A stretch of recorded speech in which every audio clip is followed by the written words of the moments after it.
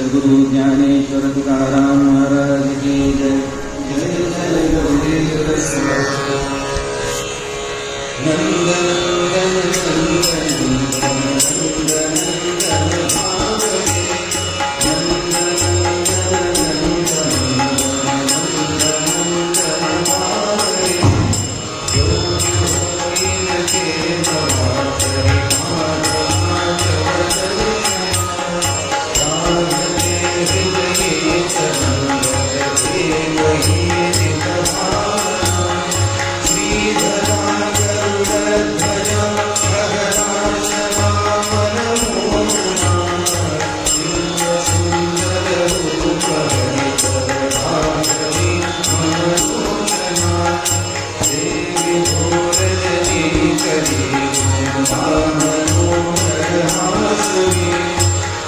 Jai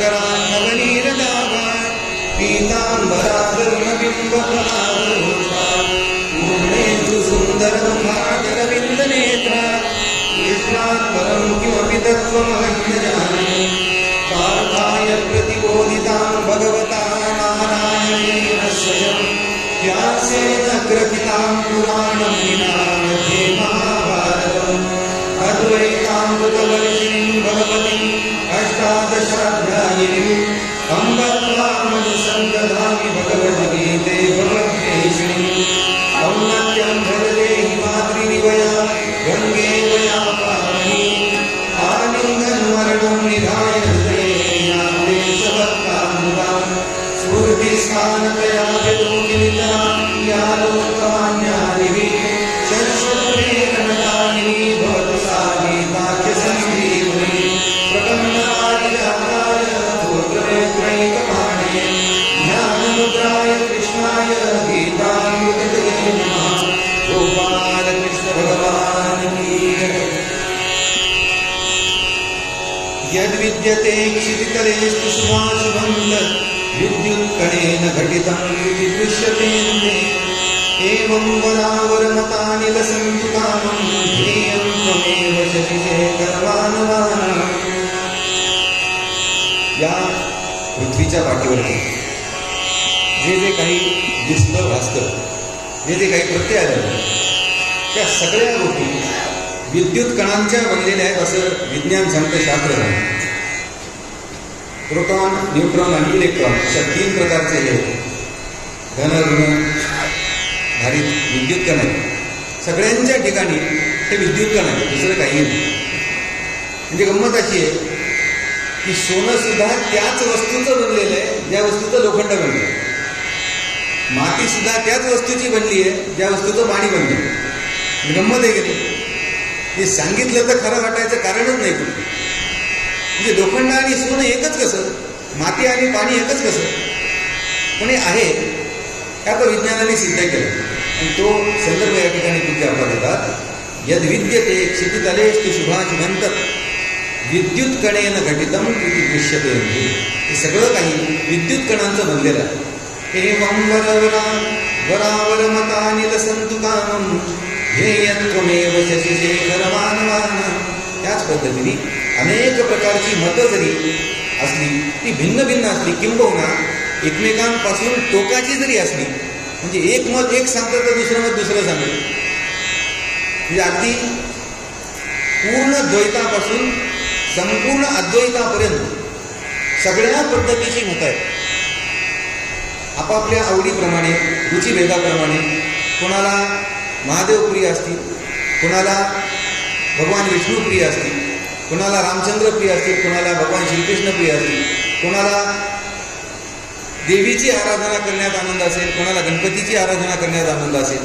शैव, वैष्णव, सौर, शाक्त, गाणपत्य वेगवेगळी कितीही मतं असली आणि आणखीनही कितीही निर्माण झाली, तरीही या सगळ्या मतांचं ध्येय जर कुठलं असेल, प्रतिपाद्य विषय जर कुठला असेल, तर तो भगवान महादेवांपेक्षा भिन्न असणार नाही, एवढं मी तुम्हाला निश्चित सांगतो, असं पूज्य आपण सांगतो.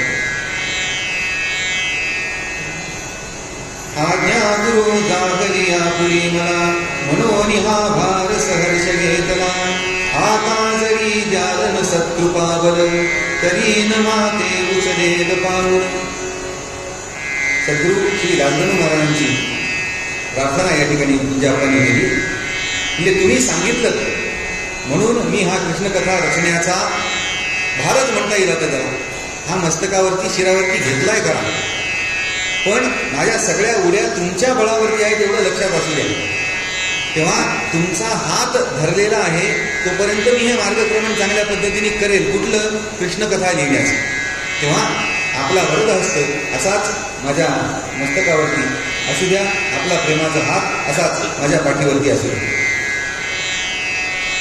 कालच्या परवाच्या सर्गामध्ये आपण इंद्रगर्भ परिहार पाहिला असेल. ब्रह्मदेवाचा सुद्धा अभिमान भगवंतानी कसा नाहीसा केला ही कथा आपण पाहिली असेल. आता त्याच्या पुढची एक मोठी विलक्षण अशी कथा आहे. अत्यंत रमणीय असं कृष्ण चरित्रातलं ते आजचं प्रकरण आहे, ज्याचं नाव भक्तिविलास असावा. हा विलास आहे. आपण विलास हा शब्द सामान्यतः चांगल्या अर्थाने वापरत नाही. मी तो मनुष्य कसा आहे हे सांगत असताना आपण म्हणतो विलासी आहे. विलासी मनुष्य म्हणजे काय? आपल्या डोळ्यापुढे चित्र उभं राहतो की जो चैनीमध्ये जगणार आहे, वाटेल त्या पद्धतीने जगणार आहे, चारित्र्याचं फार शुचित्व न पाळणारा, अशा पद्धतीचा आपण विलासी म्हणतो. पण या ठिकाणी विलास जरी असला तरीही हा भक्तीचा विलास आहे, हे फार महत्वाचं आहे. आणि कृष्ण चरित्रावरती घेतल्या जाणाऱ्या आक्षेपांपैकी सगळ्यात अभद्र, सगळ्यात नीच आणि सगळ्यात हलकट आक्षेप जर कुठला असेल तर हा रासक्रीडेचा आक्षेप. पुष्कळ वेळेला निरुत्तर व्हावं अशा पद्धतीचा आक्षेप वाटायची शक्यता. पण पूज्य आपणसारखे महात्मे आहेत, त्यांनी हा रासक्रीडेचा वर्णन केलेला जो प्रसंग आहे तो ऐकल्यानंतर त्या प्रसंगामध्ये काय घडलं ते आपल्यासमोर अगदी सूर्यप्रकाशासारखं स्वच्छ होण्यासारखं. सर्वप्रथम हे सगळं ऐकत असताना भगवान श्री गोपाल कृष्णाचं वय हे फक्त 8 वर्षाचं आहे. आपण कायम लक्षात ठेवलं पाहिजे. किती वर्षाचं आहे? फक्त 8 वर्षाचं. आणि त्यानंतर ज्या भावनेनी, ज्या पद्धतीने आपल्या समोर हा रासक्रीडेचा प्रसंग उभा करायचा प्रयत्न केला जातो, ती भावना या गोपींच्या अंतःकरणाला ज्यावेळी स्पर्श करून गेली, फक्त स्पर्श म्हणतोय मी, ती भावना या सगळ्या गोपींच्या अंतःकरणाला केवळ स्पर्श सुद्धा त्या भावनेचा जेव्हा झाला तेव्हा भगवंतांनी काय केलं हे आपल्याला लक्षात ठेवण्यासाठी. आणि म्हणून हा अत्यंत महत्वाचा, अतिशय गोड असा प्रसंग आहे. त्याचं नाव भक्तिविलास असं. म्हणजे भक्ती म्हणजे काय? यथा व्रज गोपिकानाम. नारदांना सुद्धा भक्तीची व्याख्या करताना दुसरे शब्द सापडले नाही. भक्ती म्हणजे काय? जे गोपींनी कृष्णाबद्दल केलं तिला भक्ती म्हणतात अशी व्याख्या केली. ती भावना कुठली नाही सांगतात, ते भाव कसे नाही सांगता आले. म्हणजे जे काही असतील पण त्या गोपींचे कृष्णाबद्दलचे जे भाव आहेत तिला भक्ती म्हणतात अशी भक्तिसूत्रामध्ये नारदांनी व्याख्या केली. यथा व्रज गोपिका. आणि म्हणून हा विलास जरी असला तरी हा भक्तीचा विलास आहे हे आपण लक्षात ठेवलं पाहिजे. भगवंताने क्या राती श्री यमुनेच्या तीरावरती एका मंजुल वेणू आपुली अमृतयुक्त शाधरी धरली. मुळीच होती रम्य वेणती चंद्रवैभवाली भरती. निर्मल होती सरिता गगने बुद्धी हृदय जणू गुरुबोधाने. मोठा सुंदर काळ आहे. शरदासारखा स्वच्छ वातावरण असणारा ऋतू आहे. आणि अशा एका रात्रीच्या वेळेला भगवंताच्या काय मनात आलं माहिती नाही, त्यांनी आपली बासरी घेतली आणि वनाकडे निघाली. आणि वनामध्ये जाऊन भगवंतानी ती बासरी आपल्या ओठाला लावली.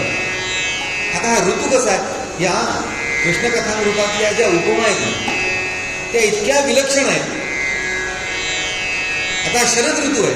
शरद ऋतूमध्ये आकाश निरभ्र आहे, म्हणजे अभ्र नाही आहे. ढगांचे पुंजगे सुद्धा दिसत नाहीत. स्वच्छ निरभ्र आकाश आहे. स्वच्छ पिठूर चांदणं पडलेलं आहे. चांदणं म्हणजे चांदण्या नाही. मराठी भाषा आपण लक्षात घेतली पाहिजे. चांदणं आणि चांदण्या या 2 वेगळ्या गोष्टी आहेत. चांदण्या म्हणजे आपल्याला जे ठिपके दिसतात त्या चांदण्या, आणि चंद्राच्या प्रकाशाला चांदणं असंच म्हणतात. स्वच्छ चंद्रप्रकाश पडला. कसा चंद्रप्रकाश आहे? जणू कापराची भुकटी करावी आणि ती सुपात घेऊन उधळावी तसा हा स्वच्छ चंद्रप्रकाश पडलेला. आणि हे सगळं वातावरण स्वच्छ कसं आहे? बुद्धी हृदय जणू गुरुबोधान. गुरूंची कृपा झाली, त्यांचं मार्गदर्शन मिळालं, त्यांचा कृपेचा लाभ झाला की मग मन, बुद्धी आणि अंतःकरण जशा पद्धतीने निसंशय होऊन मालिन्यरहित होतं. कुठलीही मालिन्याची भावना, कुठलेही विकार मग अंतःकरणाला जसे स्पर्श करू शकत नाहीत तशा पद्धतीने कुठलाही मळ कुठलंही आभ्र, कुठलंही आवरण ज्या ठिकाणी नाही, असं स्वच्छ वातावरण.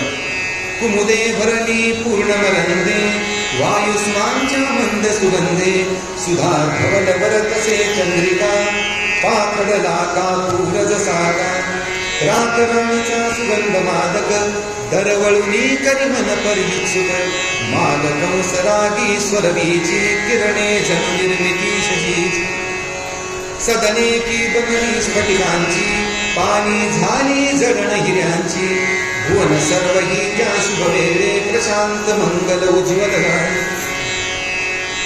पानापानावरती हिऱ्यांची आणि मोत्यांची जडण झाली असं आपण वर्णन केलं. कशाचे मोती आहेत?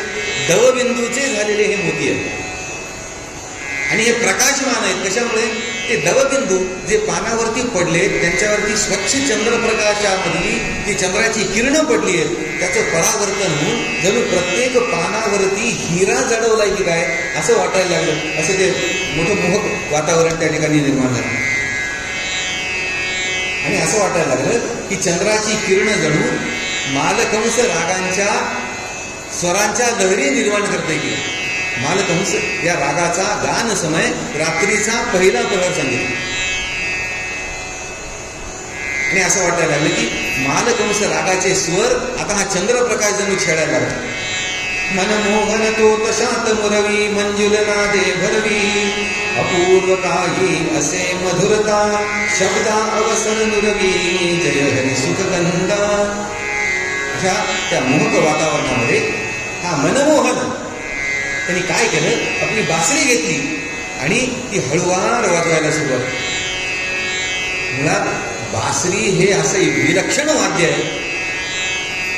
त्या बासरीतून नादाची निर्मिती व्हायला सुरुवात झाली की माणसाचं अंतःकरण तिकडे खेचलं जातं आणि मग त्या बासरीच्या स्वरांचं वर्णन कसं करावं हा प्रश्न आपण पुढे पडला. म्हणजे आता भगवंतांनी बासरी वाजवायला सुरुवात केली, कशी भगवंत बासरी वाजवत आहे, आता कसं वर्णन करावं? ते म्हणजे प्रयत्न करतो. योगाजी सकल ही सिद्धी, धरी उशेच्या वर्ण समृद्धी, हिमालयी सौंदर्य महीचे, तसे मिळे वेणूत ध्वनीचे, दिसे सखी सहखाता अभिनव, राजहंस जो करीती कलरव, आम्र मोहरे येता डवलून, कोमल सेजे कोकिल पूजन. आता हे सगळे जे स्वर आहेत ना ते एवढे गोड आहेत ऐकायला. या सगळ्या स्वरांचं जे वर्णन आहे जे आपण या ठिकाणी केलंय ते आपल्या सखीसोबत हंस असं म्हणतात की हंस जे महाराष्ट्रातले मोत्यांचा चारा खातात. असं ते उकिरडे फुंकणारे कोंबडे,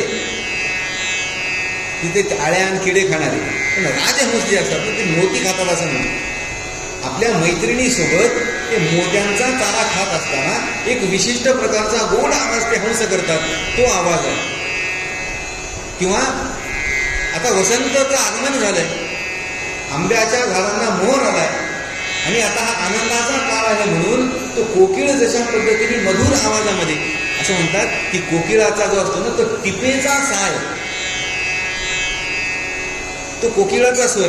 किंवा अरुणजयी विंझणा पालवी, मरमर काजी तई मोहरी, करजे मा ओढती शशीचे, भणित रम्य जे जललहरीचे. एक एक शब्दाचं किती वर्णन करावं हा प्रश्न सांगणाऱ्याला पडावा असं एक काव्य. आता हे 2-3 स्वर आपण पाहिले. आपण म्हणतात सकाळी सकाळी अरुण. अरुण म्हणजे नाही, हीच तर गंमत आहे. आपल्याला अरुण म्हणजे सूर्य माहिती आहे, अरुण नाही. अरुण म्हणजे सूर्याचा सारथी आहे. सूर्याच्या सारथ्याला अरुण म्हणतात. म्हणून घनश्याम सुंदरा श्रीधरा काय झाला? अरुणोदय झाला. अरुणोदय झाला म्हणजे काय? सूर्य उगवायच्या आधी आता तो उगवतोय याची नांदी घेऊन त्याचा सारथी येतो आणि मग तो लालिमा जो पसरतो पूर्व दिशेला त्याला म्हणायचं अरुणोदय झाला. अरुणजयी विंझणा पालवी. विंझण म्हणजे मंद वाहणारे वारे जे असतात त्याला विंझण म्हणतात. सकाळी सकाळी त्या प्रसन्न वेळेला आपल्याला आमच्यासारख्याला ते एरवी कधी ते अनुभवायचा वेळ नाही, आम्ही सगळे सूर्यवंशी लोक. पण ध्वजारोहणाच्या वेळेला सूर्योदयाच्या पूर्वी आपण जेव्हा वरती जातो ना, तेव्हा हे सगळं अनुभवायला येतं. ते मंद वारे व्हायला लागतात, जणू त्या अरुणाने त्याला सांगितलंय, म्हणजे तुझे साहेब यायला लागले, चल पंखा झाडायला लाग. अरुण जई विंझणा पादवी, मरमरताती तई मोहरी, कर किंवा ओढती शशीचे. कोणाचे कर ओढतात? समुद्राच्या लाटा ज्या आहेत ना, त्या आपण कल्पना केली की चंद्राच्या गुरुत्वाकर्षणाने ते ओढल्या जातात. चंद्र किरण जणू त्या लाटांना धरून, हाताशी धरून आपल्याकडे ओढतायत, आणि मग आपला प्रियकर आपल्याला आपल्याकडे ओढतो आहे. या आनंदामध्ये त्या लाटा ज्या आवाज करतायत, तो त्या लाटांचा आवाज, हा तर त्या बासरीचा आवाज नाही आहे ना. किती एक कल्पना रम्य बघा. मेघनिनादी गभीर ताजी, वर्षे पूजत जेवन राजी, प्रभात संध्या राग मोहिता, भ्रमरांची जी गोड आर्तता. किंवा फुलांमधला मकरंद गोळा करत असताना त्या आनंदामध्ये ते भुंगे जे गुंजारव करतात, त्या गुंजारवाचा नाद या बासरीमधून येतोय का? किंवा आता मेघांचे ढगांचे गंभीर गडगडाट होत आहेत, ती गंभीरता या बासरीमध्ये आहे का?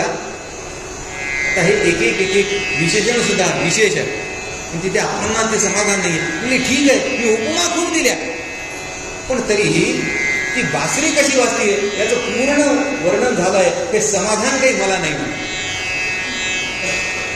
सर्व ही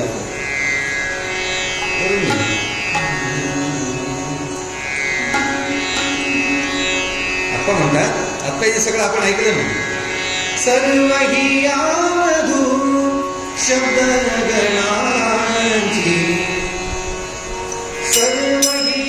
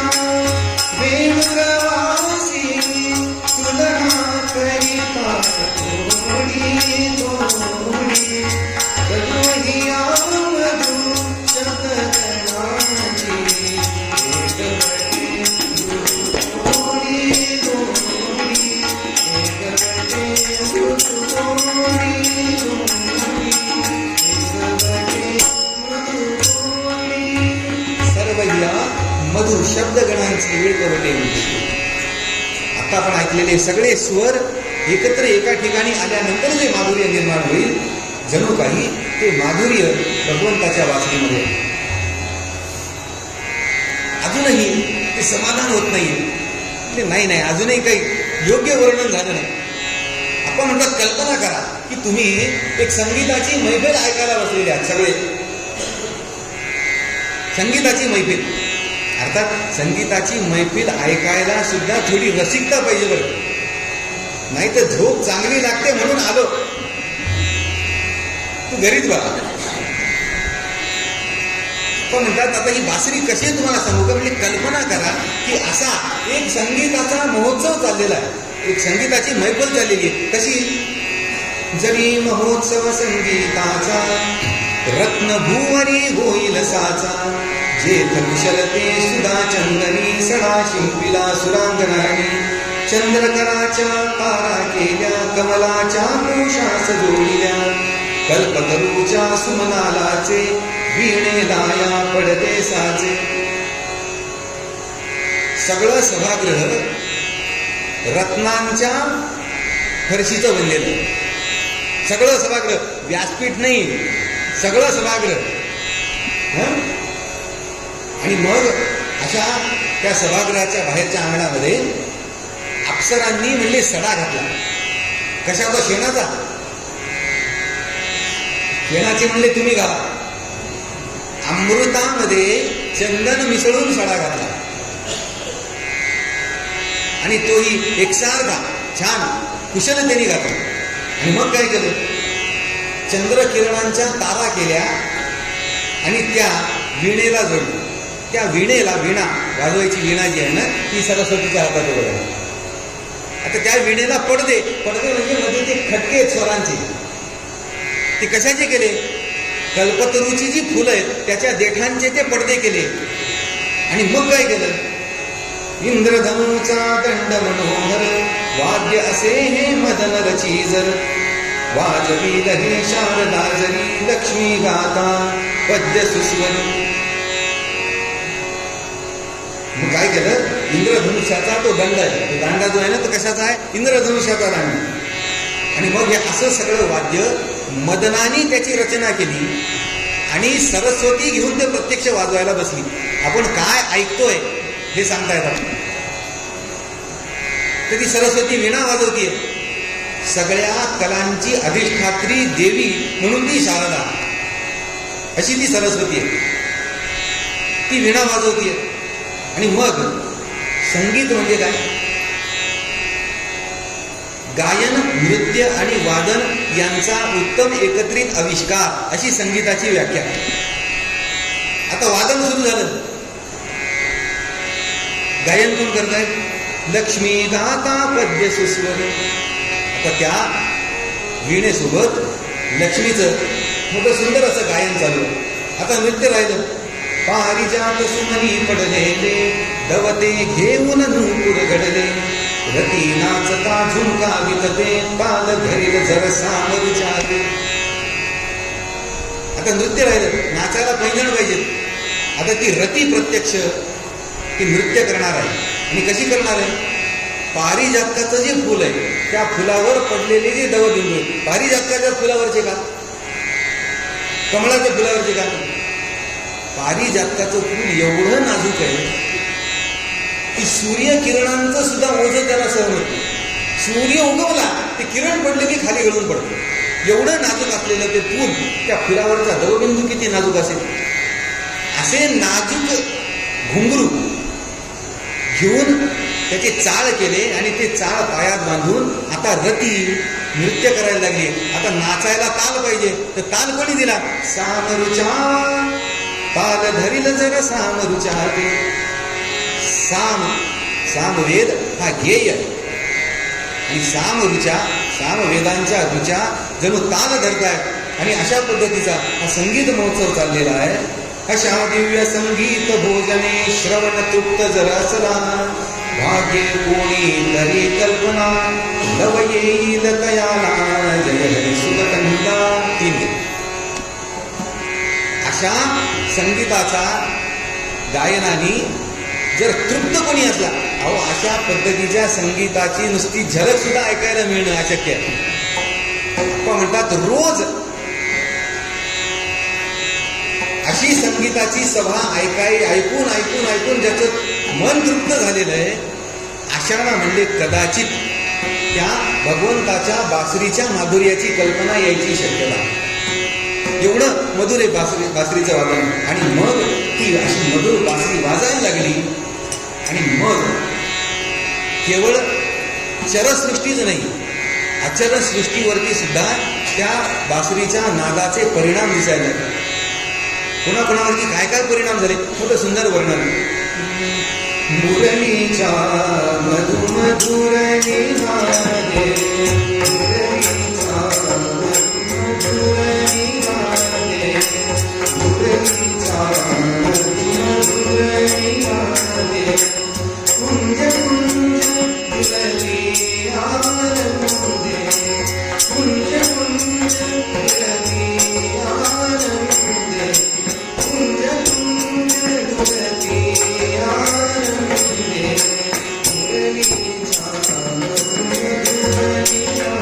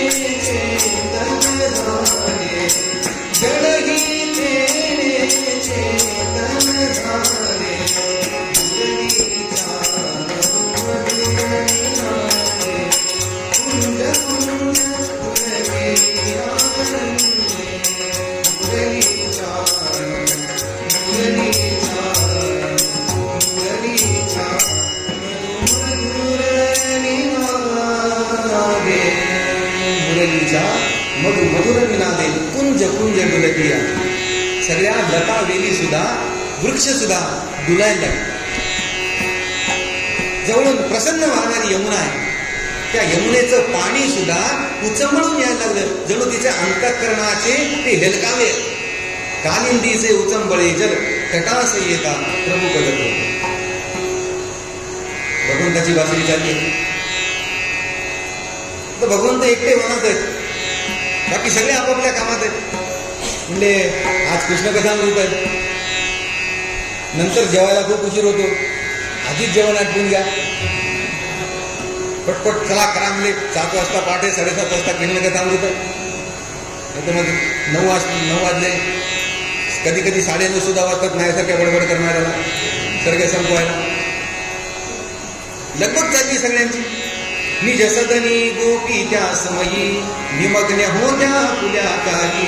वाडीत कोणी निजवी बाळा एक सारणी पाक विहारा. आता स्वयंपाकघरात काय कमी काम असतात का? निमलकडे बघा म्हणजे समजेल. कधी काम संपतच नाही स्वयंपाकघरातलं. म्हणजे ते अक्षय भाता असतं की नाही, ते म्हणजे ते काम संपायचं कामच नाही, तशी ती परिस्थिती असते. अनेक कामं चाललेली आहेत आणि अशा त्या अवस्थेमध्ये आपापल्या कामामध्ये असताना गोपींच्या कानावरती भगवंताची ती बासरी आहे. त्या बासरीचे तरंग, त्या बासरीचा नाद असा त्या गोपींच्या कानावरती यायला लागला. वनमालीची मुरली मोहक तोच येतसे कानी. काम करातून अपाप सुटले तटस्थ झाल्या रमणी. जय हरी सुखगंधा. जे काही मिळवायचं ते अशा सहजावस्थेमध्ये मिळालं पाहिजे. सहजपणे ते झालं. काम सोडलंय का? काम सोडलेलं नाहीये, काम टाकलेलं नाहीये.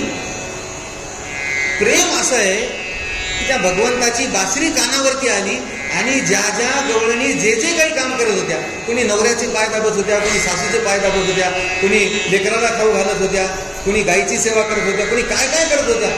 काम करातून अपाप सुटले तटस्थ झाल्या रमणी. जय हरी सुखगंधा.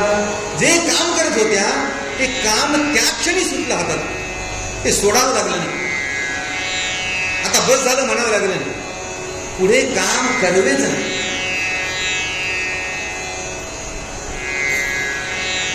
का झालं? काम करायला हातापायामध्ये बळ पाहिजे. बिन बळाचं काम करता येतं का? आता हातापायातलं त्राणच संपलं. का संपलं? कसं गोड वर्णन आहे बघ. हे काम का सुटलं? अप्पा वर्णन करतात, हातापायामध्ये त्राणच शिल्लक राहिलं नाही, जीवच शिल्लक राहिलं नाही हातामध्ये काम करायला. काम करायचं कसं? का शिल्लक राहिलं नाही? सकल इंद्रियांची जी शक्ती काना माझी एकवटेची. सगळ्या इंद्रियांमधला जीव, सगळ्या इंद्रियांची शक्ती कुठे गोळा झाली? कानामध्ये गोळा झाली. सगळा जीव कानामध्ये एकवटला. म्हणजे आता दुसरं काहीच करायचं नाही. तर ती बासरी तेवढी ऐकायची. बारीकातली बारीक हरकत सुद्धा आपली सुटता कामा नये. सगळा प्राण कानामध्ये जमा झाला आणि हातातून काम आपोआप सुटलं. देह ठाकती देहावरती रोम ठाकले भान कशाचे चित्तांगले. सर्वांगावरती आनंदाने रोमांच उभे राहिले, कशाचं भान म्हणून शिल्लक राहिले. कसं झालं? चंद्रकराने सागर लहरी कमलाच्या मृदगंधे भ्रमरी. कुंजवनाच्या परी गोपिका कर्षित झाल्या मृगी जशा. हे त्या फुलाच्या सुवासाला मोहून एक भ्रमरी जावी किंवा त्या कस्तुरी मृगाच्या कस्तुरीच्या सुवासाला भुलून ती मृगी जशी त्या सुवासाच्या शोधामध्ये बेभान होऊन मागे धावावी, त्या पद्धतीने हातातलं काम आपोआप सुटलं आणि ज्या दिशेने ते बासरीचे नाद कानावरती येत होते त्याचा मागोवा घेत सगळ्यांची पावलं, सगळ्या गवळणींची पावलं आपोआप त्या वनाच्या दिशेला वळली. आता रात्रीची वेळ, अडवायचा प्रयत्न केला, आता मी बहुविरोध केला, कोण परी मोजील तयाला, चित्त एकदा जडल्यावर ते त्यास रोधणे अशक्य असते. कोणाच्या नवऱ्याने विरोध केला, कोणाच्या पोराने, कोणाच्या भावानी, कोणाच्या बाबांनी. आता कोणाचाही विरोध जुमानल्या वाटलं. त्याचं का झालं? मनाचं प्राबल्य असं विलक्षण आहे की मनाने एकदा ज्या विषयाची ओढ घेतली मग ते सुटत असं आहे. चंचलम ही मन कृष्ण प्रमाथी बलवत दृढम. ते मन कसं आहे? बलवान. प्रमाथी म्हणजे मंथन करणारे, सारखं घुसळण करणारे चित्ताचे, आणि दृढ आहे. ते एकदा एका ठिकाणी जर जडलं ना की मग त्याला तिथून काढणं फार अवघड असतं. म्हणून ते चांगल्या ठिकाणी जडेल याचीच काळजी घेतली पाहिजे. ते नको तिथे गुंतलं की मग त्याला तिथून ओढून काढणं सोपं नाही. पण आता इथं तर भगवंताच्या ठिकाणी लागलेलं चित्त आहे, मन आहे, त्याला प्रयत्नाने आवरायची आवश्यकता नाहीये. त्या विरोधाला न जुमानता त्या सगळ्या बाहेर पडल्या. भानरहित धावती कामिनी, केश लोळती स्वैर सुतोही. बेभान म्हणतो ना आपण, कशाचंही भान नाही. असं का झालं? विसर्जया पडला देहाचा, कोण बघे मग पदर निओचा. बेभान धावायला लागला. पदर कशासाठी आहे? देह भावना आहे म्हणून पदर. आता देह भावना जिची संपली आहे तिला पदर कुठं आहे, ओचा कुठं आहे, माझं देह सुद्धा धडधाकट आहे का नाही याची सुद्धा स्थिती नाही. ती बेभान. त्याच्या बेभान अवस्थेमध्ये त्या सगळ्या गवळणी त्या मनाकडे धावायला लागल्या. चित्त जयाचे संसारातून ईश्वर चरणी जडले, नित्य शुद्ध तो भल्या बुऱ्याचे, कामतयासी सरले जयधनी सुखकंता. विषयाचे सुखनित भोगावे, लोकांनी मज भले म्हणावे, अशी असतसे ज्या सक्ती तेच चाली ती बघताती. चाली रीती, योग्य अयोग्य, विधी निषेध याचं आपलं एक महत्व आहे. पण ते कुठपर्यंत आहे? जोपर्यंत ते साध्य सिद्ध झालं नाही तोपर्यंत ते आवश्यक. म्हणून असं आहे, आपल्याकडे एक सांगितलं तुकाराम महाराजांचा अभंग आहे, संत सांगतात ते करा, संत करतात ते करू नका. असं का सांगितलं? आपणचं एक वाक्य आहे, वैद्य सांगतात ते खा, वैद्य खातात ते खाऊ नका. संत करतात ते करू नका. का करू नका? संतांची जी विदेही अवस्था आहे त्या विदेही असं आहे, ब्रह्मीभूत काया होतच कीर्तनी असं वर्णन तुकाराम महाराजांनी केलं. या पांचभौतिक म्हणजे संपूर्ण नश्वर ज्याचं स्वरूप आहे ज्या देहाचं, तो देह सुद्धा ब्रह्मीभूत होतो कीर्तनामध्ये असं ज्या महात्म्यांनी वर्णन केलं. त्याची ती अवस्था विदेही अवस्था. आणि म्हणून एखादी गोष्ट तुकाराम महाराजांनी केली म्हणून मी करतो ती लबाडी आहे, यामध्ये अर्थ नाही. नाही तर काय भानगडी होतात? म्हणजे गजानन महाराज चिली मोडत होते, आम्हाला शिव्या देणार आहे तुम्ही कोण? आम्ही बोलतो. त्या महात्म्याची जी अवस्था आहे त्या अवस्थेला म्हणजे त्यांच्या पायरीशी उभं राहायची सुद्धा पात्रता आली तर म्हणजे अखंड अग्निहोत्र सांभाळणं काही म्हणणं नाही. पण असं होतं का? होत नाही. तो संदर्भ या ठिकाणी अंपार दिला. म्हणजे असं आहे हे सगळं सांभाळणं आवश्यक आहे. पण ज्याच्या या सगळ्या भावना संपल्या, ज्याचं मन बुद्धी चित्त सगळं काही भगवत अर्पण झालेलं आहे खऱ्या अर्थाने, त्याला मग याची काळजी करण्याची आवश्यकता. त्याला मग जग काय म्हणेल असं आहे. मीराबाईंचं आख्यान आपण ऐकतो का? मीराबाईंच्या आख्यानामध्ये आपल्याला कथा माहिती आहे की त्या गोसाव्यांच्या समूहामध्ये तरुण मीराबाई आहेत, 16-17 वर्षाच्या, पायामध्ये चाल बांधून एकतारी घेऊन नाचतात आणि गातात. म्हणून मीराबाईंना काय संबोधलं गेलं गावामध्ये हे आपल्याला माहिती. कोण बोल्या बाई मीरासे. मीराबाई होणं सोपं आहे का? आपण नंदनंदन धावरे म्हणतो, आयुष्यभर म्हणतो. काय कळालं आपल्याला त्याच्यातून?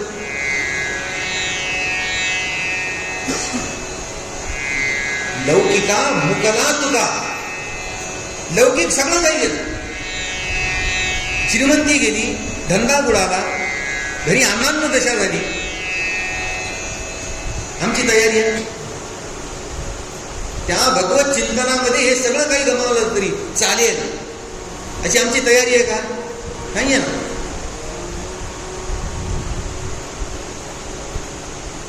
असं आहे. कुटुंब परिवार सुखसारा माल धन लाख लाज लोकन की. काय काय म्हणतात? मीराबाईंचं पद आहे. कुटुंब धन माल सब सारा लाज धन लाज लोकन की.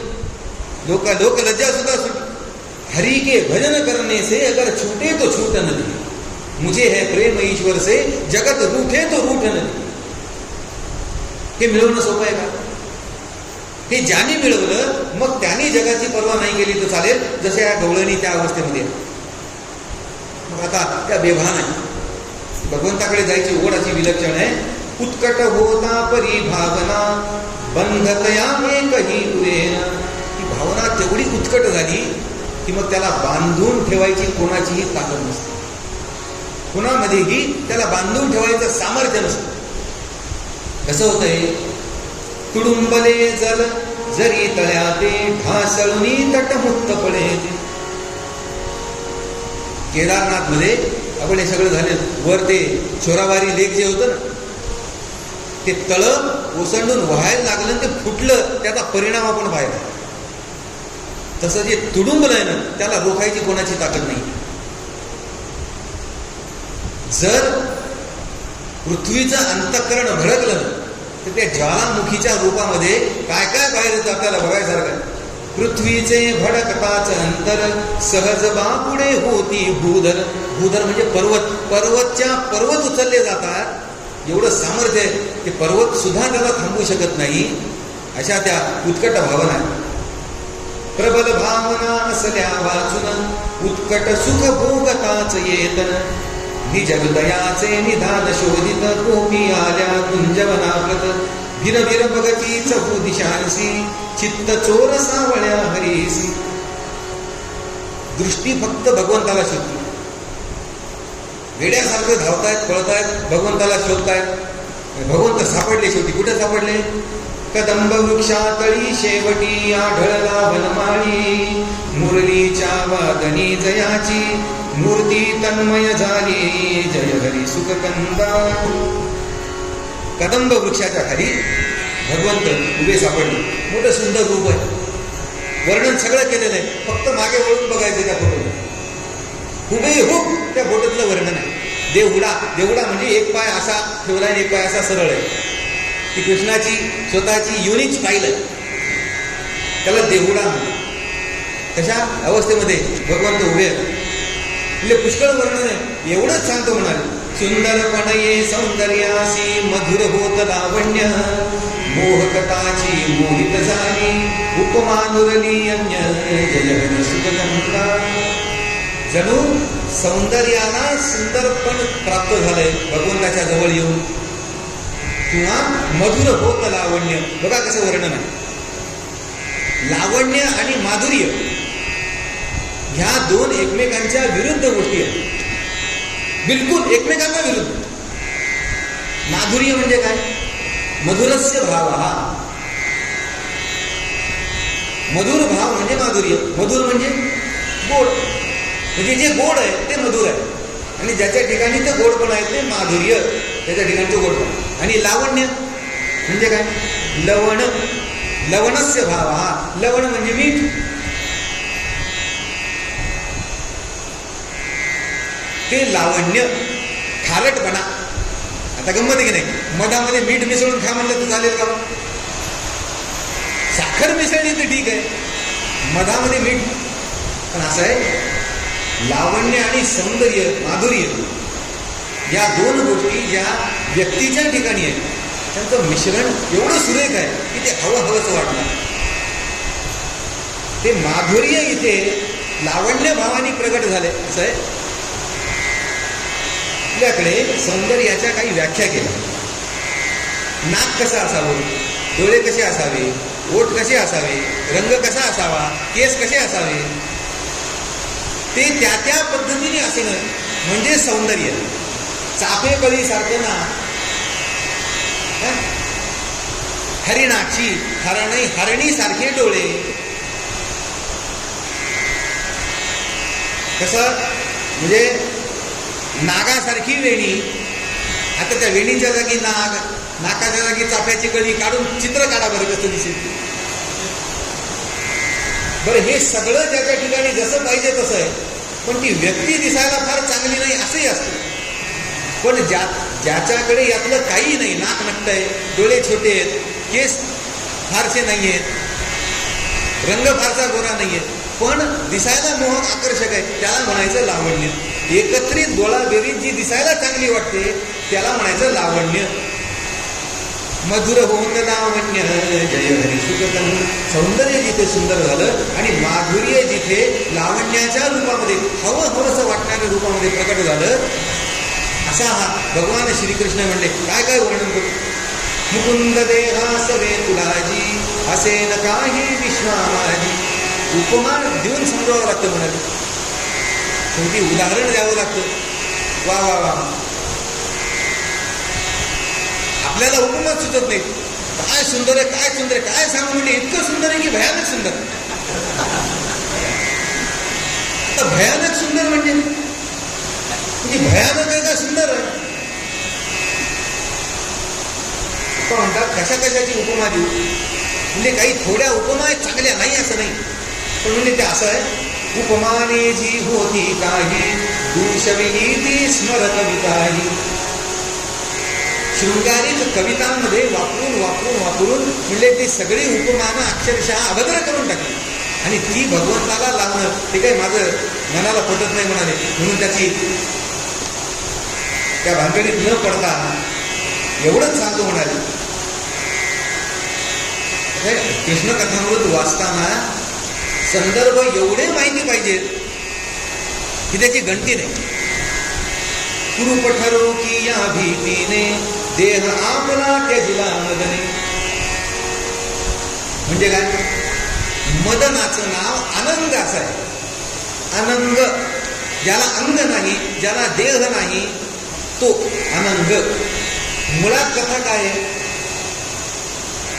भगवान महादेव जागे व्हावे आणि त्यांनी लग्न करून पुत्र निर्माण करावा जो आम्हाला राक्षसांपासून वाचवील, म्हणून त्या मदनाची प्रार्थना केली.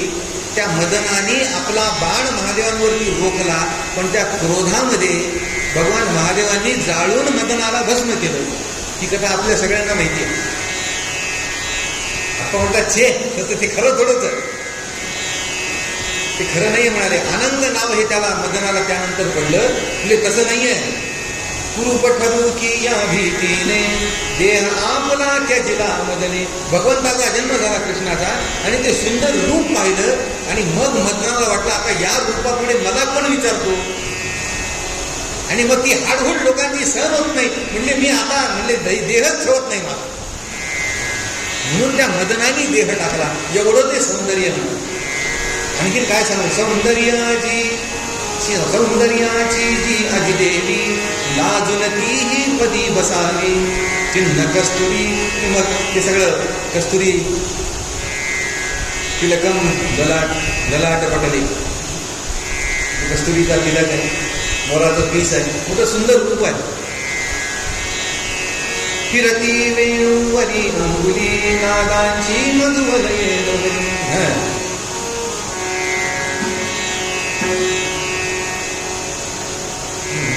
एक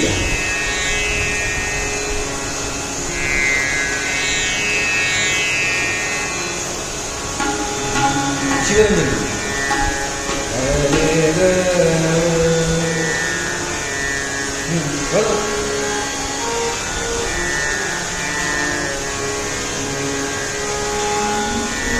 फिरती वेणू सारे कोमल सारे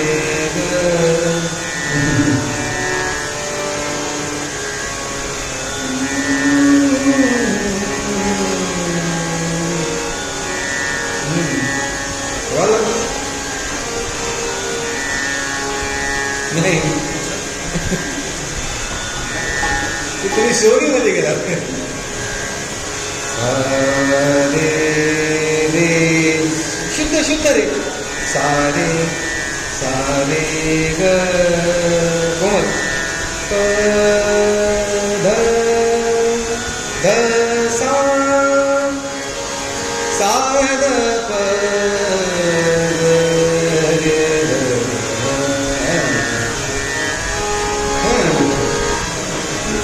फिरती वेणुवरी अंबरी फिरती वेणुवरी अंबरी नागाची मधुवलये गवरी नागाची मधुवलये गवरी फिरती वेणुवरी अंबरी फिरती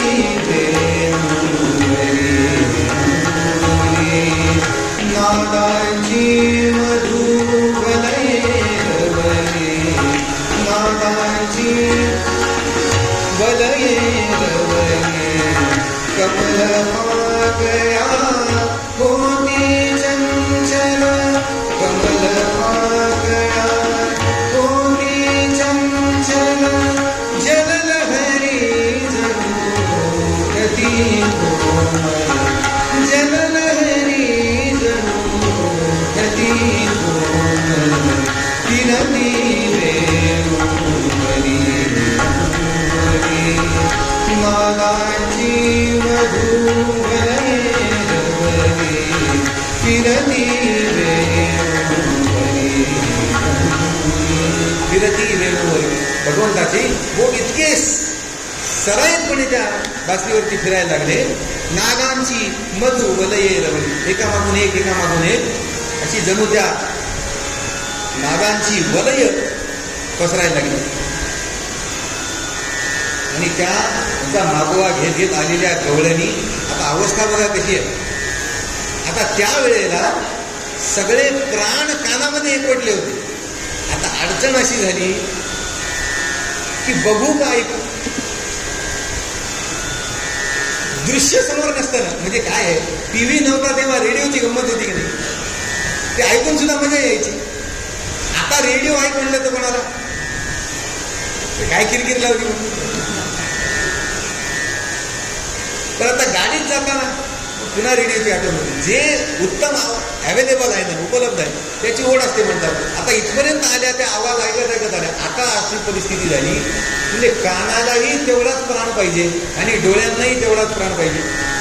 आता प्राण अर्धा अर्धा अर्धा डोळ्यांच्या ठिकाणी आणि अर्धा कानांच्या ठिकाणी.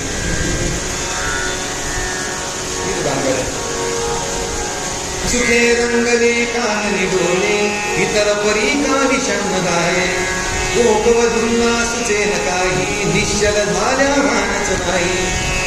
इतर इतर म्हणजे इंद्रिय. आता इथं या ठिकाणी इतर हा शब्द दोन अर्थाने इतर इंद्रिय निष्कामी म्हणले त्यांचा वापर करायची आवश्यकता नाही. कान आणि डोळे यांना मात्र सुख भरभरून मिळायला लागले आणि त्या अशा स्तब्ध आहेत मुग्ध आहेत. मुग्ध त्याची व्याख्या मी परवा सांगितली. स्वतःच्या असण्याची सुद्धा ज्याला जाणीव नाही तो मुग्ध आहे. मी आहे ही सुद्धा भावना ज्या विसरल्या आहेत अशा त्या मुग्ध गवळणी आहेत आणि त्या भगवंताला बघतायत बासरी ऐकतायत. अशी त्यांची ती अवस्था पाहिली आणि कृष्णाला वाटलं की आपल्याला जे पाहिजे होतं ते झालं आणि त्यांची ती सगळी व्यवस्था पाहिली.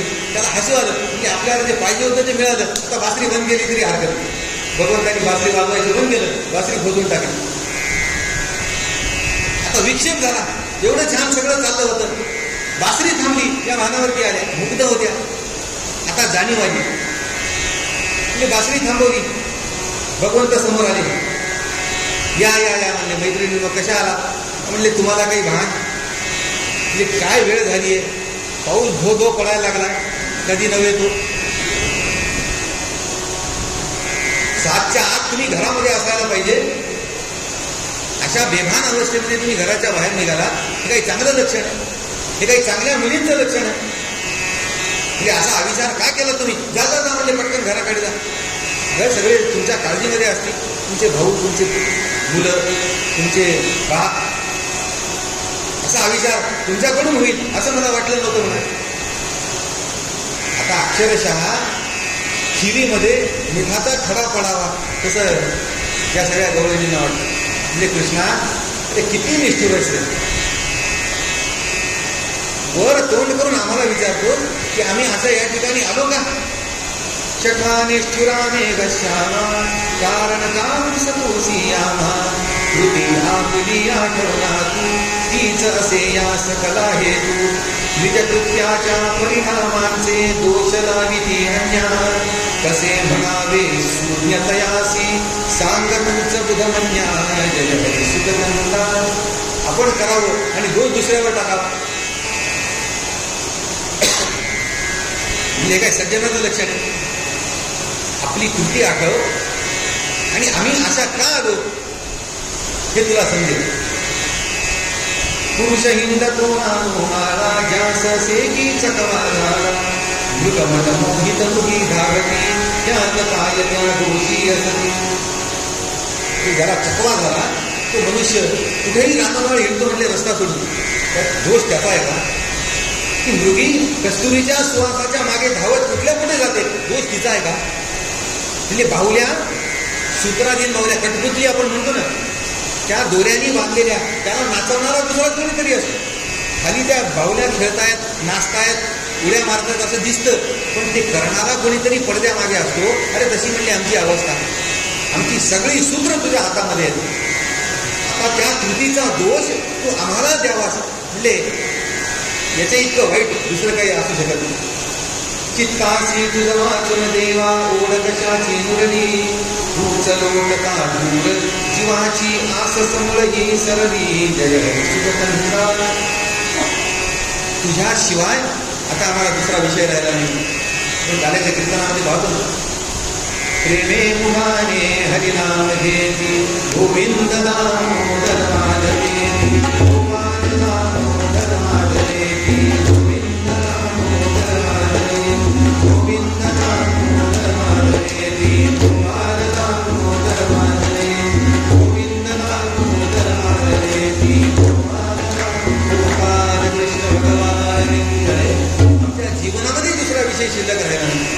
आता तू जर आम्हाला दूर लोटशील, परत फिरा म्हणशील, तर आम्ही कुठे जायचं आणि कशाच्या आधारावरती, कशाच्या बळावरती जायचं? म्हणजे ठीक आहे, घरामध्ये आम्ही सुरक्षित असू म्हणले ठीक आहे, पण आम्हाला ती सुरक्षितता नकोच असेल तर जीवन रक्षित चार कुडातील नकोच आम्हाला उचते पाल. आम्हाला वागणच पाहिजे. तुला काय करायचं? आम्हाला सुरक्षितता नकोच, आम्हाला ते घातलं पुसलेलं तसं जीवन नकोच. रोज काहीतरी एक्साइटमेंट नवीन पाहिजे. काय म्हणणं आहे का तुझं?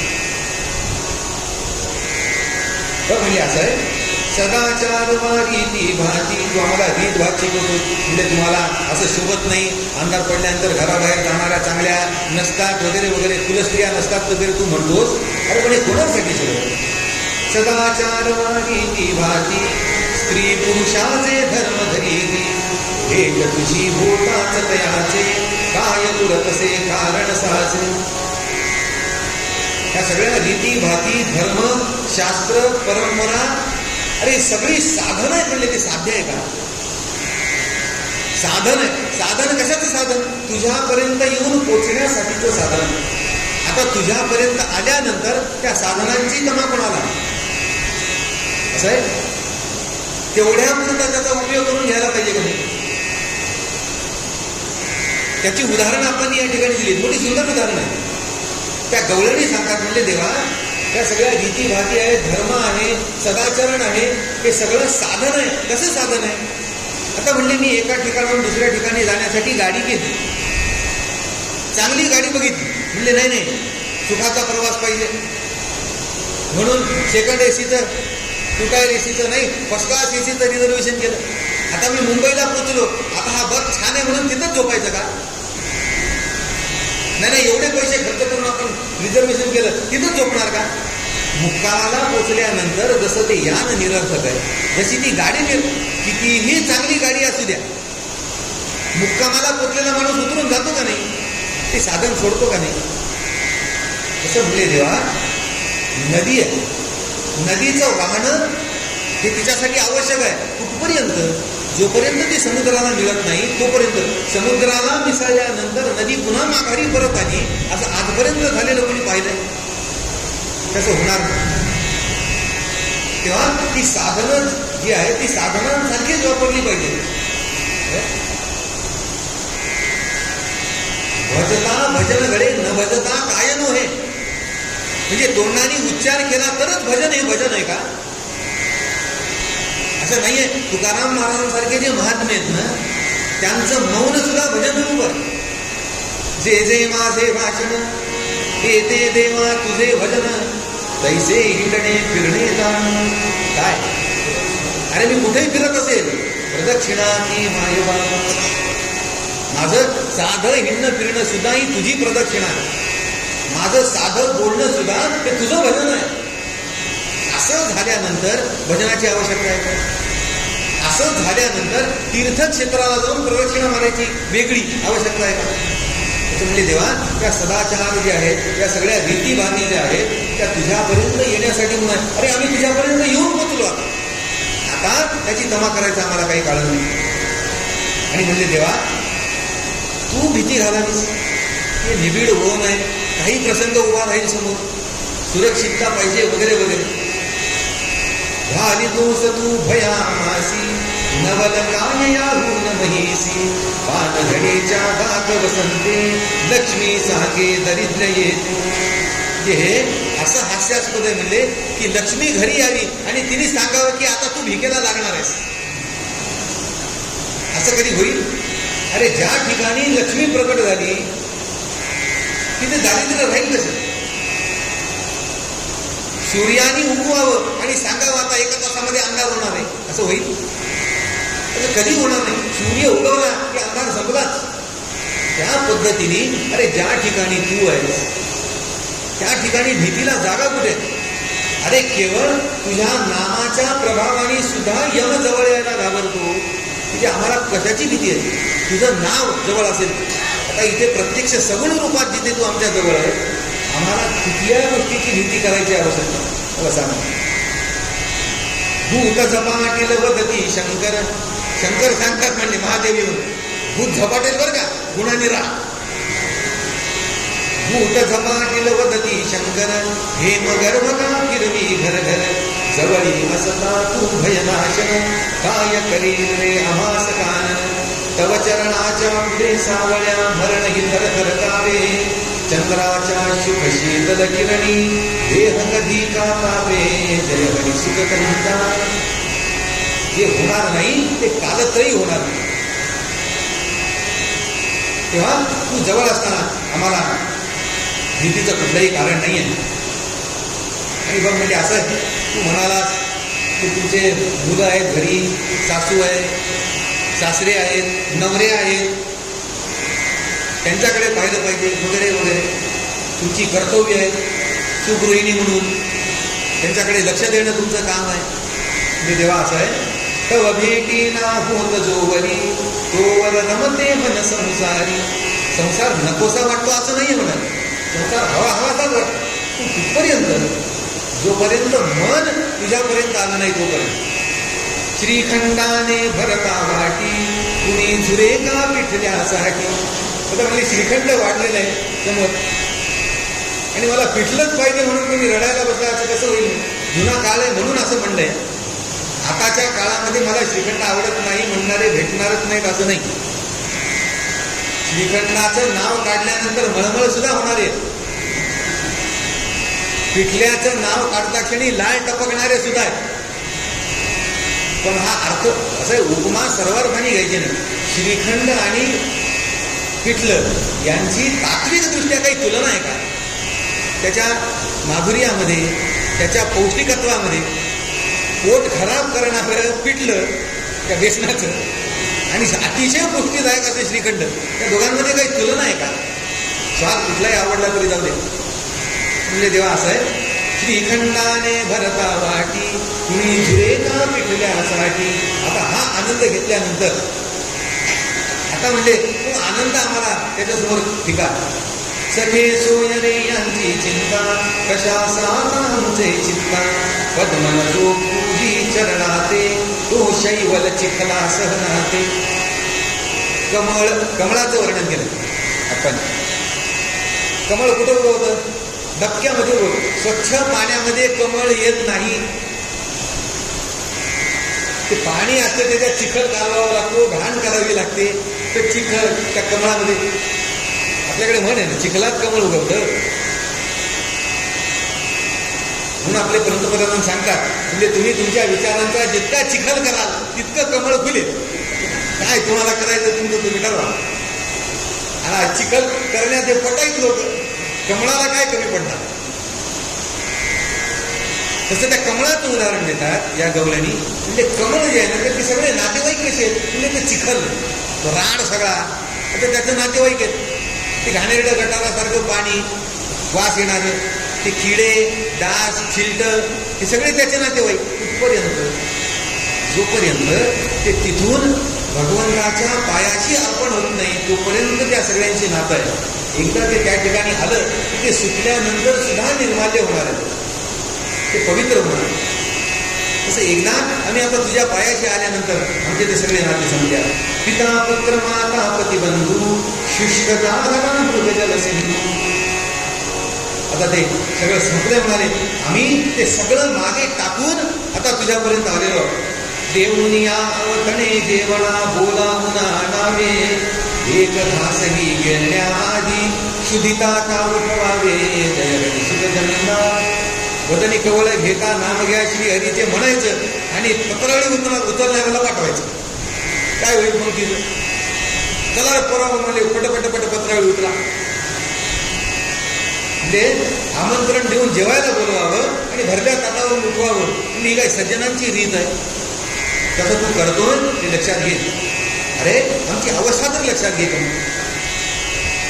सोडुनिया सर्व ही धर्मासी आलो शरण तुझ्या चरणासी. आता हरिना करी उपेक्षा झाले वडी सखया भिक्षा. आम्ही सगळे नाते सोडून सगळे धर्म सोडून तुला शरण आलो. आणि शेवटी तू हे सांगतोस ना, सर्व धर्मान परित्यज्य मामेक शरणं व्रज. सगळे धर्म सोडून मला एकाला शरण ये. अहम त्वां सर्व पापेभ्यो मोक्षयिष्यामि मा शुचः. भगवद्गीतेमध्ये भगवंताने अर्जुनाला दिलेला शब्द आहे. अर्जुना कुठले विचार करत बसलास?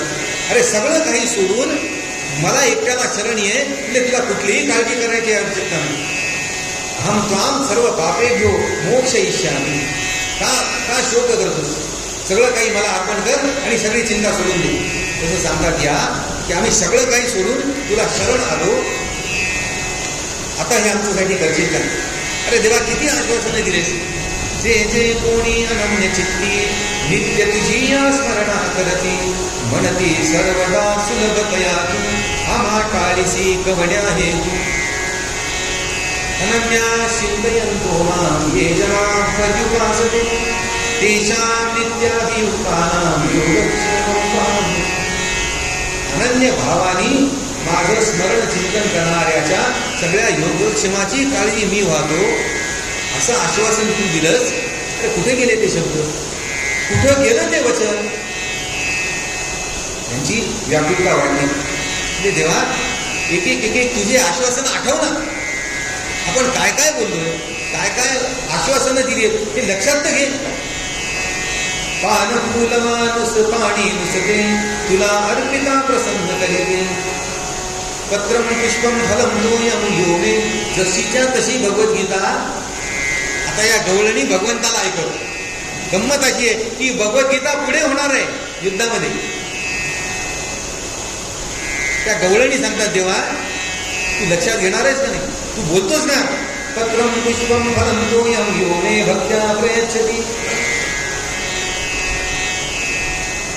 जे जे काही देतो, अरे पान फूल फळ पाणी एवढे क्षुद्र पदार्थ दिलेल्याला सुद्धा तू दूर करत नाहीस.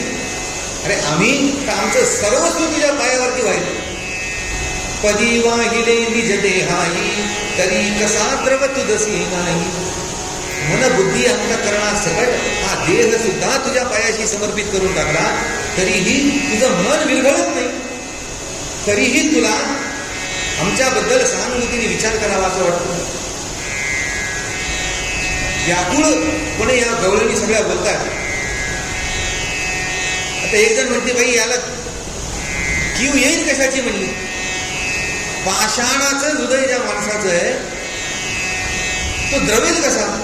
या विषयीची नकोच शंका खराच निष्ठुर हृदयी हाड वैर अबला सहयाचे छळण्या जन्मा येई जय सुखकंदा. अगं निष्ठुर तर आहेच आहे म्हणजे शठ म्हणजे बदमाश तर आहेच आहे पण स्त्री द्वेष्टा म्हणजे स्त्री द्वेष्टा महिलांचा अतिशय द्वेष. अगं म्हणजे याचा सगळा इतिहास काढून बघा. आणि मग ती कोणीही असो म्हणा मग ती बायको असू दे ती आई असू दे ती मैत्रीण असू दे कोणी असू दे यांनी काही तिची पत्रास ठेवली नाही. आता सगळी उदाहरणं तयार आहेत. म्हणजे जी जगत्रयाला वंद्य आहे ज्या संन्याशाने कोणालाही नमस्कार नाही केला तरी चालतो पण आईला नमस्कार करावा अशी आई सुद्धा यांनी स्वतःच्या परशुनी मारली परशुराम अवतारामध्ये. म्हणजे जिच्या पावित्र्याच्या शपथा घ्याव्या अशी बायको सीता अरे म्हणले अग्नी परीक्षा दिल्यानंतर सुद्धा यांनी वनामध्ये सोडली. म्हणजे बाईचा द्वेष असल्याशिवाय असं होतं का. म्हणजे ती वृंदाचं उदाहरण दिलं. वृंदावन आपण म्हणतो ना तुळशी वृंदावन कुठून आलं ते. जालंधर नावाचा राक्षस होता. त्याची ती पतिव्रता पत्नी आहे आणि तिच्या पातिव्रत्याच्या प्रभावाने हा जालंधर जो होता ना तो अजय झाला होता. त्याच्यावरती विजय मिळवणं शक्य नव्हतं. मग भगवंतानी त्या जालंधर राक्षसाचं रूप घेऊन त्या वृंदेचं पातिव्रत्य नष्ट केलं आणि मग त्या जालंधराचा वध झाला. आपल्याला छळानी कपटानी अशा पद्धतीने संपवण्यात आलं हे त्या वृंदेच्या लक्षात आलं. तिने स्वतःला जाळून घेतलं जिवंतपणी. त्या ठिकाणी तुळस निर्माण झाली आणि भगवंतानी आश्वासन दिलं म्हणजे तुझ्या पातिव्रत्यासाठी म्हणून तुला आश्वासन देतो तू ज्या ठिकाणी असशील तेथे माझा वास असेल. म्हणून ते तुळशी वृंदावन घराघरामध्ये सांभाळायचं. तशी ती वृंदा म्हणजे आठवलं म्हणजे असा हा सगळा स्त्री द्वेष आहे. अगं म्हणले चांगल्यांची ही परिस्थिती यांनी केली मग शूर्पणखा त्राटिका यांचं तर नावच घ्यायला नको. म्हणजे असं आहे हिंस्र पशु असतात ना वाघ सिंहासारखे ते पुष्कळ वेळेला आपलं सावज एका फटक्यात मारत नाही. मांजर असते ना ते उंदराला खेळून खेळून मारते. पकडते सोडते थोडासा पंजा मारते अर्ध मेल करून सोडते थोडासा पंजा मारते अर्ध मेल करून सोडते. हिंस्र पशु जीवांना छळती तळमळता ते हर्षित होती किंवा आमुची येईल कोठून याच्या चवथ्या. हिंस्र पशु जीवांना छळती तळमळता ते हर्षित होती चौथ्या अवतारीची वृत्ती आज पुन्हा बदवसळेवर. चौथा म्हणजे नरसिंहाचा अवतार. तो क्रूर पशूचा अवतार घेतला म्हणजे त्याची ती वृत्ती यावेळेस उसळून आली म्हणजे वर. तसा हा आम्हाला छळायसाठी जन्माला. अरे कृष्णा केली नाना व्रते तुझ्या स्तव तरी कशी नाही तुझ कीव जला वेगळी जन्मा सोडी तशी जीवाची तडफड झाली. तुला कीव येणार आहे का नाही. जीवना वेगळी मासोळी तैसा तुका तळमळ. ही तळमळ अंतःकरणाला लागली तर भगवंताची प्राप्ती आहे. प्राण विसाव्या हे यदुनाथा अंत नको रे पाहू आता. अजून म्हणजे किती अंत पाहणारच अजून कशाची वाट बघणार आहेस. आणि म्हणजे आता यापुढे बोलायसारखं काही शिल्लक राहिलं नाही. शब्दच सरले कैवल लावूर लोणण घेती प्रभू चरणावर वर्षपदावर होई साचा प्रेमळ निर्मळ नयनाश्रूचा पवित्र म्हणून पदजा गंगा समर्थ झाली भव भयभंगा. काय सुंदर वर्णन आहे. गंगा ही अगशमनी म्हणून ओळखली जाते पापनाशिनी. त्या गंगेचा उगम कुठे आहे. भगवंताच्या पायातून त्या गंगेचा उगम. त्या गंगेला पावित्र्य कुठे भेटलं? आप्पांची कल्पना आहे, अंगावरती रोमांच उभे राहतील अशी अवस्था. आता या ठिकाणी या रास क्रीडेच्या आधी या गवळणी अत्यंत उत्कट भावाने भगवंताच्या पायावरती लोळण घेत्या झाल्या. भाव एवढे दाटून आले की शब्द संपले, कंठ दाटून आला. आता त्या भावना शब्दांमध्ये व्यक्त होणं शक्य नाही, त्या अश्रूंच्या रूपाने व्यक्त व्हायला लागल्या. ते अश्रू जे भगवंताच्या पायावरती सांडले ते त्या पायाच्या गंगेमध्ये मिसळले, म्हणून त्या गंगेला मिळालेलं हे पावित्र्य. पवित्र म्हणून पदजा गंगा समर्थ झाली भवभयभंगा. आणि त्या गवळणींचे उपकार आहेत आपल्यावरती की आपले पाप नाहीशी करणारी गंगा आज आपल्याला भेटते. म्हणतात प्रभुचरणावर लोळण घेता शोकाकुलच्या गजरमणे निशिगंधाच्या कळ्या कोवळ्या दिसती पडल्या गरवणी. प्रभुचरणावर लोळण घेता शोकाकुलच्या गजरमणे निशिगंधाच्या कळ्या कोवळ्या दिसती पडल्या गरवणी. जोगी मगया करुणरसाच्या व्याकुळताना भागवती वासतात वियोगिनीच्या विलापती विह्वलमती. आणि ते असं वाटायला लागलं जणू जोगी नावाचा एक राग आहे. त्या रागाचा जे मूळ भाव आहे ना तो असा थोडासा करुण पद्धतीचा. त्या रागाचे स्वर सुद्धा छेडले की ती व्याकुळ भावना आपल्याला मनामध्ये निर्माण होऊ लागते. भैरव थाटामध्ये चालणारा तो जोगी राग किंवा विलापिनी वियोगिनीच्या विह्वलपंक्ती. वियोगिनी म्हणजे वियोगिनी नावाचा एक वृत्त आहे. ते वृत्त जे आहे ना की ज्या पद्धतीने म्हणलं जातं ते व्याकुळता व्यक्त करणारं असं ते वृत्त आहे. न धनम न जनम न सुंदरी कवितां वा जगदीश काव्ये मम जन्मनि जन्मनीश्वरे भवता भक्तिरहेतु वित्वम्. हे वियोगिनी वृत्त आहे. एक ओळ 10 अक्षरांची, दुसरी ओळ 11 अक्षरांची, असे अल्टरनेट समचरण आणि विषमचरण. पहिलं 10 11 10 11.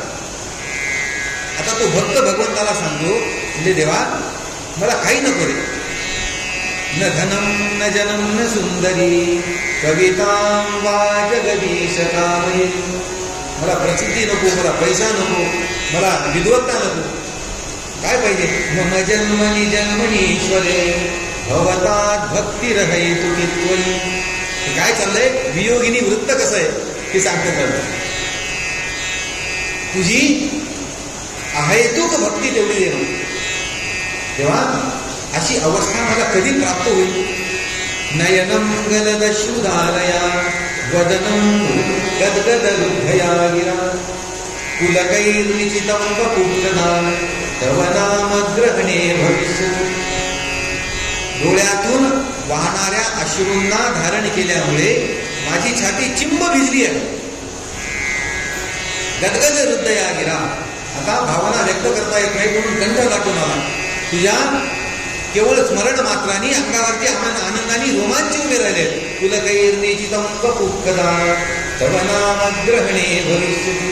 तुझं नाव तोंडाला आलं आणि या सगळ्या भावना जागृत झाल्या. असं तेव्हा कधी होईल? अशा आर्त भावना व्यक्त करणारे हे वृत्त आहे, त्याला वियोगिनी वृत्त म्हणतात. भासतात की वियोगिनीच्या विलापती विह्वलमती. हे सगळे संदर्भ एवढे माहिती पाहिजे ते वाचतात. वियोगिनीच्या विह्वलमती म्हणजे काय ते एवढं सगळं आहे त्या एका शब्दाच्या मागे. सांगायचा हेतू असा की अत्यंत कारुण्य त्या ठिकाणी निर्माण झालेला आहे. आणि तो भाव पाहिला. शेवटी भगवंताला काय पाहिजे? आपले 56 भोग थोडेच पाहिजे. अरे त्या लक्ष्मीचा पती आहे त्याला आपण देऊ असं काय आहे? तो भाव तेवढे पाहिजे. आणि ते भाव पाहिजे. पाहून त्यांची अनन्य वृत्ती मेघनीळ तो प्रबला चित्ती मधुरपणाने हसला काना जीवन लाभे गोपवधूना. ते पाहिल्यानंतर भगवंत हसले आणि जणू प्रेतामध्ये संजीवनी जीवन संचारले असं झालं. कारण ते भगवंताचं मधुर हास्य हेच जणू त्या गवळणींचा प्राण, तो आपला प्राण परत आलाय अशी चैतन्याची भावना पुन्हा एकदा त्या गवळणींमध्ये निर्माण झाली. मग एकेकीला प्रत्यक्ष हात धरून भगवंतांनी उठून उभं केलं आणि मग त्या रासक्रीडेला भगवंतांनी प्रत्यक्ष सुरुवात केली. एकेकीला घेऊन भगवंत खेळायला लागले. एकेकीच्या करा धरुणी बळे चौठवी रथांग पाणी नृत्य मांडिले अभिनवते ते व्रजलनास त्या व्रजनाते प्रसन्नताही हर्षित ऐसे झाले गोपवधूसी मना सारखे घडल्यावर कासी मानंदासी जय हरी सुखकंदा. आणि मग भगवंत मध्ये बासरी वाजवत उभे आणि फेर धरून त्याच्या भोवती या सगळ्या गवळणी नाचतायत असं ते दृश्य मिळालं. आपण उपमा काय दिली, एका छंदाच्या भोवती जशा अनेक चाली नाचतात ना त्या पद्धतीचं हे म्हणजे दृश्य आहे. छंद एकच आहे, चौपाई हे एकच वृत्त आहे, पादा कुलक किती चाली लावल्या छगन काकांनी, 100पेक्षा जास्त. एकच दिंडी आहे, किती पद्धतीने म्हणायची. कुऱ्हाडी सीधे अणुन मला कांदे पथी जाता थोडी सरपणाने, तीच दिंडी. कुऱ्हाडी सीधे अणुन मला कांदे पथी जाता थोडी सरपणाने. एका छंदाच्या भोवती अनेक चाली गुंतायत.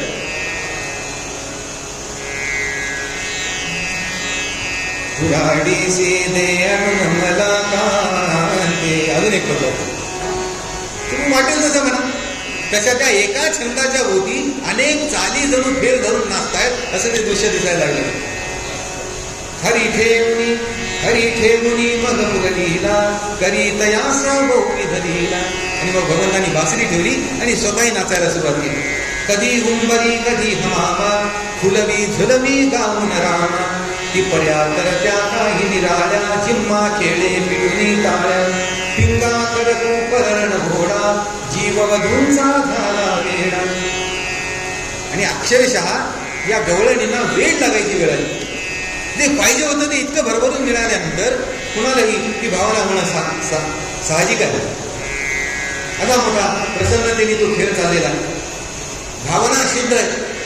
8 वर्षाचं ते पोरग आहे आणि हे सगळं चाललेलं असताना हाय परी ही छाया कसली धवल चांदण्यामध्ये उदे.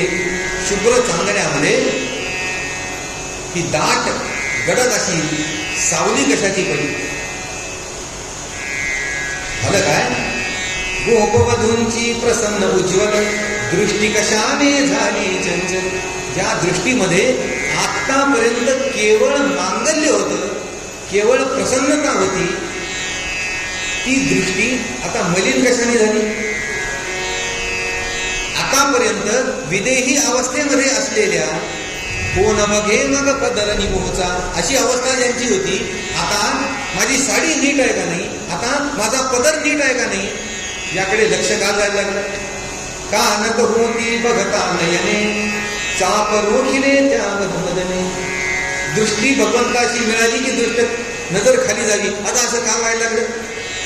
म्हणजे असं आहे, गढूळ जागले कामे मानस जसे मिठाने नासे पायस. आतापर्यंत ज्या विकृत कामनेचा अंतःकरणाला मनाला स्पर्श नव्हता, ती भावना अंतःकरणामध्ये निर्माण झाली मात्र. आणि ते भगवंताच्या लक्षात अर्र म्हणजे साखरेमध्ये आता मीठ पडलं. आता म्हणले हे काही खरं नाही, आता आपण इथं राहता का म्हणून. बघा, त्या क्षणी ज्या क्षणी ही भावना गवळणींच्या मनात निर्माण झाली, एक क्षण सुद्धा तिथे न थांबता राधेचा हात पकडला आणि भगवंत तिथून पसार झाले. आता ह्या आपल्याच मस्तीमध्ये सगळ्या गवळणी पुष्कळ वेळ गेल्यानंतर त्यांच्या लक्षात आलं की अरे आपण आता एकटेच आहोत, कृष्ण या ठिकाणी नाही. तर आता भानगड झाली. एवढ्या सगळ्या गवळणींमध्ये एकट्या राधेचा हात पकडला, भगवंत निघाले म्हणल्यानंतर राधेलाही वाटलं आंबी कुछ आहे, माझ्यातही काहीतरी वेगळं आहे म्हणले, नाही तर एवढ्या सगळ्या सोडून माझाच हात बरा धरला यांनी. आणि मग तिला काय वाटलं, हाय परंतु राधा हृदयी मदकामांची होत चढाई, शुने बनविले जये मुनींना काम जिंकला जाई. हजारो वर्ष प्रयत्न करून ब्रह्मर्षी पद मिळवणारे विश्वामित्र, त्या विश्वामित्रांना सुद्धा ही काम आणि क्रोधाची भावना आवडता आली नाही. म्हणजे आपल्यासारख्या सामान्यांची काय अवस्था. राधेच्या मनामध्ये सुद्धा हे निर्माण झालं, अहंकार निर्माण झाला आणि मग हा आपल्यावरती भाळला आहे हे लक्षात आल्यानंतर राधेला आता काय वाटलं. तिला वाटले मम रूपासी लोलुप हा सोडी इतरासी, नमविन आता हवा तसामी बैल व्यसनी म्हणजे कामी. कामी पुरुष कसा असतो म्हणले, नाकामध्ये ज्याच्या व्यसन घातलीये असा बैल, मत्त आहे, माजलेला बैल आहे. म्हणजे 10 माणसाला एरवी सांभाळता येणार नाही असा, पण व्यसन ओढली तसं म्हणले. आता हा कृष्ण जातो, आता आपल्यावरती हा भाळला, आता मी याला पाहिजे तसा वाकवणार. बघा काय विचार आहे. आणि मग तिने नखरे करायला सुरुवात केली. न खरे जे केल्यानंतर काही खरं राहत नाही. ती म्हणते कृष्णा आबाबाबा म्हणले आता किती पळवणार आहेस, तुझं ठीक आहे म्हणले, माझ्याकडे बघ मी किती कोमल आहे. आता वदे श्याम मी थकले कोमल, उचले ना बघ एकही पाऊल, उचलून गेले खांद्यावरती. एवढं बोलून थांबली असती तरी चालला असत. कृष्णा मी आता थकले बुवा, आता मी काही चालू शकत नाही, मला उचलून खांद्यावरती घे. आनंदाने कृष्णाने खांद्यावरती घेतलं असतं. पुढचं वाक्य बोलली आणि सगळ्यावरती गोळा फिरवला. काय पुढचं वाक्य, तरीच खरी माझं वरची प्रीती, तू असं करशील तरच माझ्यावरती खरं प्रेम आहे. म्हणजे जगाची हीच पद्धत आहे. सारखं आय लव्ह यू म्हणून प्रेम सिद्ध करावं लागतं. मी प्रेम करतो, मी प्रेम, हे कर तर तुझं माझ्यावर प्रेम, ते कर तर तुझं माझ्यावर प्रेम. ज्या ठिकाणी कुठलीही अपेक्षा नाही अशी भावना म्हणजे प्रेम जर आहे, तर तिथे हे कर तर तुझं माझ्यावरती प्रेम म्हणण्याला काय अर्थ आहे. तरीच खरी माझं वरती प्रीती, असं करशील तर तुझं माझ्यावरचं प्रेम सिद्ध होईल. कृष्ण म्हणले अरे अरे अरे अरे तुझ्यापेक्षा त्याच बऱ्या. म्हणजे चुकलं तुला इथपर्यंत आणून. म्हणजे ठीक आहे खांद्यावरती बसायचंय, पण ते काय असतं गंमत, ते ओझं खालून उचलायला अवघड असतं. म्हणून ज्याला ते ओझं उचलायचं नाही मग ते सांगतात साहेब जरा हात लावा, जरा इथून डोक्यावरती द्या, मग किती नेतो. तसं ओझं उचलणार असते की नाही, उचलून जर हात लावून द्या बरं पाठीवरती. तसं कृष्ण म्हणतात मी एवढासा, तुझं म्हणले डायटिंग नाही, जिम नाही, 80-90-95 किलोचं वजन म्हणजे खालून कसं उचलू तुला. म्हणजे असं करतो मी, तुला उंच करतो, तू चढून त्या खांदीवरती बस आणि तिथून माझ्या खांद्यावरती उचलून खांद्यावरती बस. राधा म्हणली ठीक आहे, आपल्याला याच्या सध्या खांद्यावरती बसते म्हणले, डोक्यावर कधी बसायचं मग बघते. कृष्णाने काय केलं, तिला उचललं आणि वर खांदीवरती बसवलं. आता तिथून उतरून ही खांद्यावरती बसणार, एवढ्यात कृष्ण परमात्मा तिथूनही पसारला. आता ही तशी म्हणजे मध्येच लटकली, न धड जमीन न धड आकाश. तिथेला खाली येता येणार, वरही जाता येणार. इकडे गोपी सावध झाल्या, त्यांनी शोध घेतला, म्हणजे कृष्ण दिसत नाही, म्हणजे राधाही दिसत नाही. हे बाई काय भाग्यवान आहे म्हणजे ठीक आहे, चूक कृष्णाची नाही आहे. आमच्या अंतःकरणामध्ये नको तो विकार उत्पन्न झाला, म्हणजे राधा तशी नाही. राधा पवित्र आहे, निरागस आहे, कुठलेही विकार तिला स्पर्श करू शकत नाही. म्हणून म्हणजे तिला एकटीला घेतला आणि कृष्ण परमात्मा गेले. आता या सगळ्या आणखीन व्याकुळ झाल्या. आता या सगळ्या शोधायला निघाल्या. मन राधेचे पवित्र उज्ज्वल, शिवून धजले तया प्रतिमल, तिचे प्रेम निष्काम राहिले, म्हणून हरीने हृदयी धरले. व्याकुळता काय आहे, क्षणिक सुखासी लंपट होऊन घात आपुला केला, हाय हाय हे नंदनंदना भाव आता हा केला जय हरी सुतनंदा. कृष्णा अरे ठीक आहे म्हणजे चुकला आमचं, दोष तुझा नाही आमचाच. पण शेवटी असं आहे,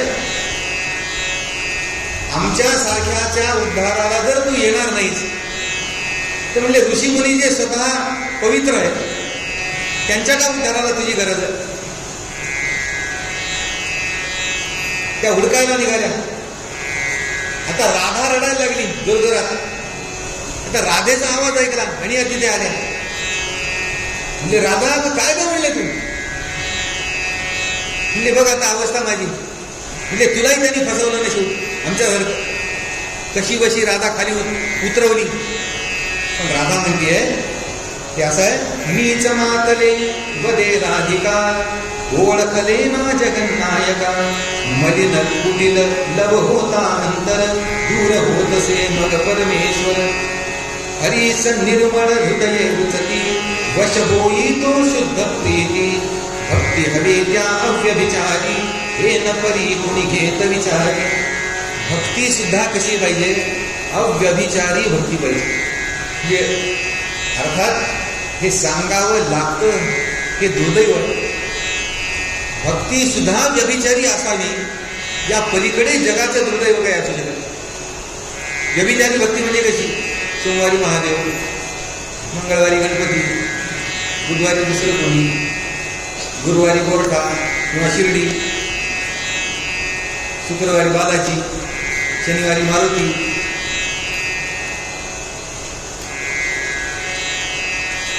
उपयोगाचा नाही.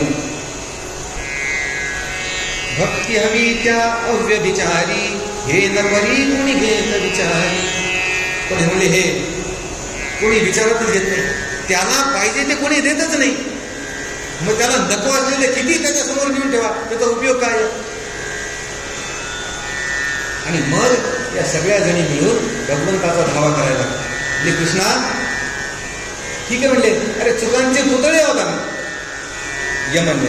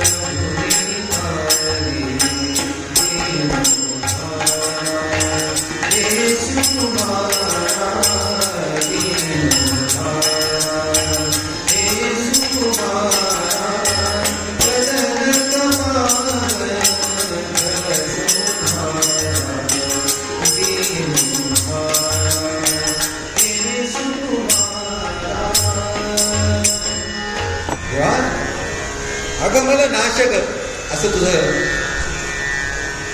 विशेष वर्णन केलेलं आहे. तेव्हा देवा आम्ही चुकलो हे खरं आहे. आमच्या मनामध्ये नको त्या भावना आल्या हे खरं आहे. दोष तुझा नाही हे खरं आहे. पण देवा शेवटी हे लक्षात घे, बला तुझ्या स्मरता बला तुझ्या स्मरता तुझ चित्ती महापातकी उद्धरता. त्या आमचे पाप भयंकर गणुन दया का येतन चिरभ. वाल्या कोल्याची गोष्ट आम्ही ऐकली. म्हणाले माणूस मारला की त्याचा अंगठा तोडून रांजणात टाकायचा.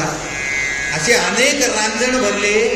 एवढे वध हत्या ज्यांनी केल्या केवळ तुझ्या नावाने सुद्धा ज्याचा उद्धार झाला असा हा वाल्या, त्याच्यापेक्षा का आमचं पाप भयंकर आहे? का तू आम्हाला आपलं म्हणतच नाहीस? म्हणजे बघा असं आहे, तू ज्याला आपलं म्हणतोस ना म्हणजे त्याला तर पाताळात नाही घेऊन येतोस. नंद तुझा नंद पिता तव म्हणून तयासी, पाताळातून सोडविलेसी, तुझे पणाने लोटून देसी, मरणाच्या खाई तामासी. ही कथा आहे. त्या वरुण देवानी म्हणजे कृष्णाची भेट व्हावी म्हणून नंदाला उचलून पाताळामध्ये नेऊन लपून ठेवलं. तिथून नंद बाबाला घेऊन परत आलं. म्हणजे तुझा बाप आहे म्हणून का आम्हाला कोणी आपलं समजत नाही म्हणून का आम्हाला दूर लोटून दिला का? म्हणजे देवा तुझ्या ठिकाणी सुद्धा अशा पद्धतीचा भेदभाव असावा म्हणजे हे आश्चर्य आहे, हे नवलाच आहे. क्षमा करी रे कुंज विहारी, अंतराचा पायी चुकलो त्याचा दंड पावलो, आता पदरी घेई जय हरी सुगंधा. आमची चूक आम्हाला कळाली नाही. आम्ही पश्चाताप दग्ध होतो आणि शास्त्र असं सांगतं, आम्हाला फार शास्त्र माहिती नाही पण म्हणजे खरा पश्चाताप हा सगळ्या पापांचं क्षालन करणार. तसं देवा आता आमची ही चूक पदरात गेली आणि आता इथे प्रगट होतो.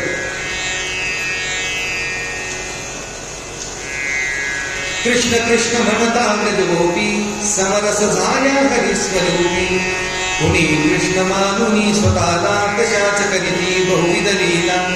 आणि तू म्हणले काय करावं? कृष्ण कृष्ण जय कृष्ण कृष्ण जय.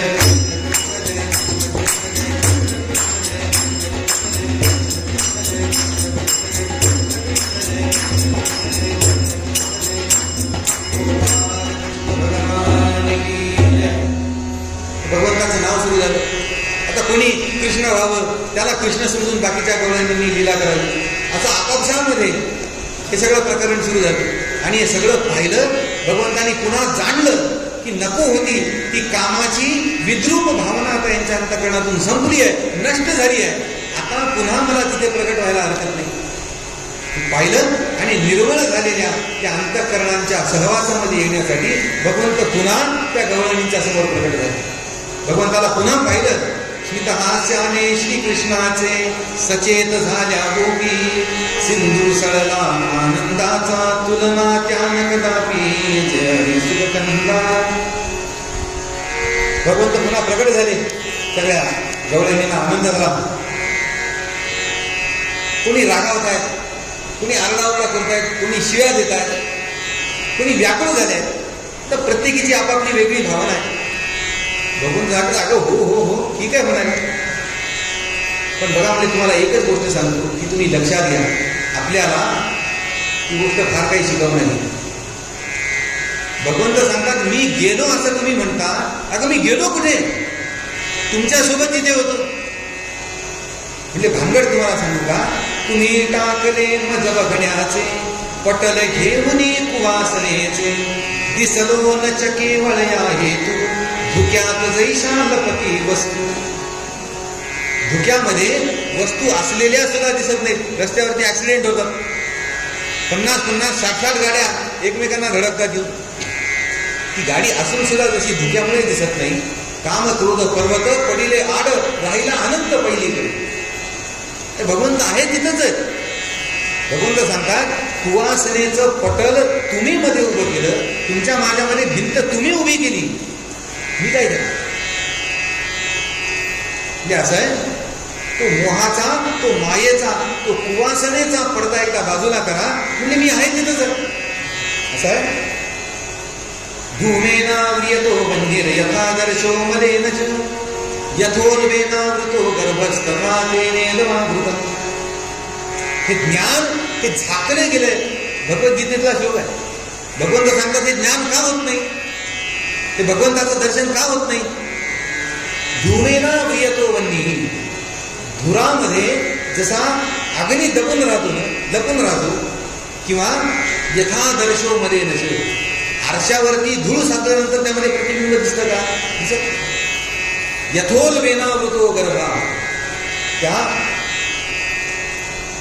यांनी जसा गर्भ आवडलेला असतो ना, तसं म्हणले तथा तेने जमावृतम, ते ज्ञान ते त्यामुळे झाकले गेले. तुम्ही काय करा? अरे तुम्ही फक्त धूळ साफ करा. त्या गालिबचा शेर आहे, तो म्हणतो आम्ही आयुष्यभर हीच चूक केली. उम्रभर गालिब यही गलती करता रहा. कुठली? उम्रभर गालिब यही गलती करता रहा, धूल थी चेहरे पर मैं शीशा साफ करता रहा.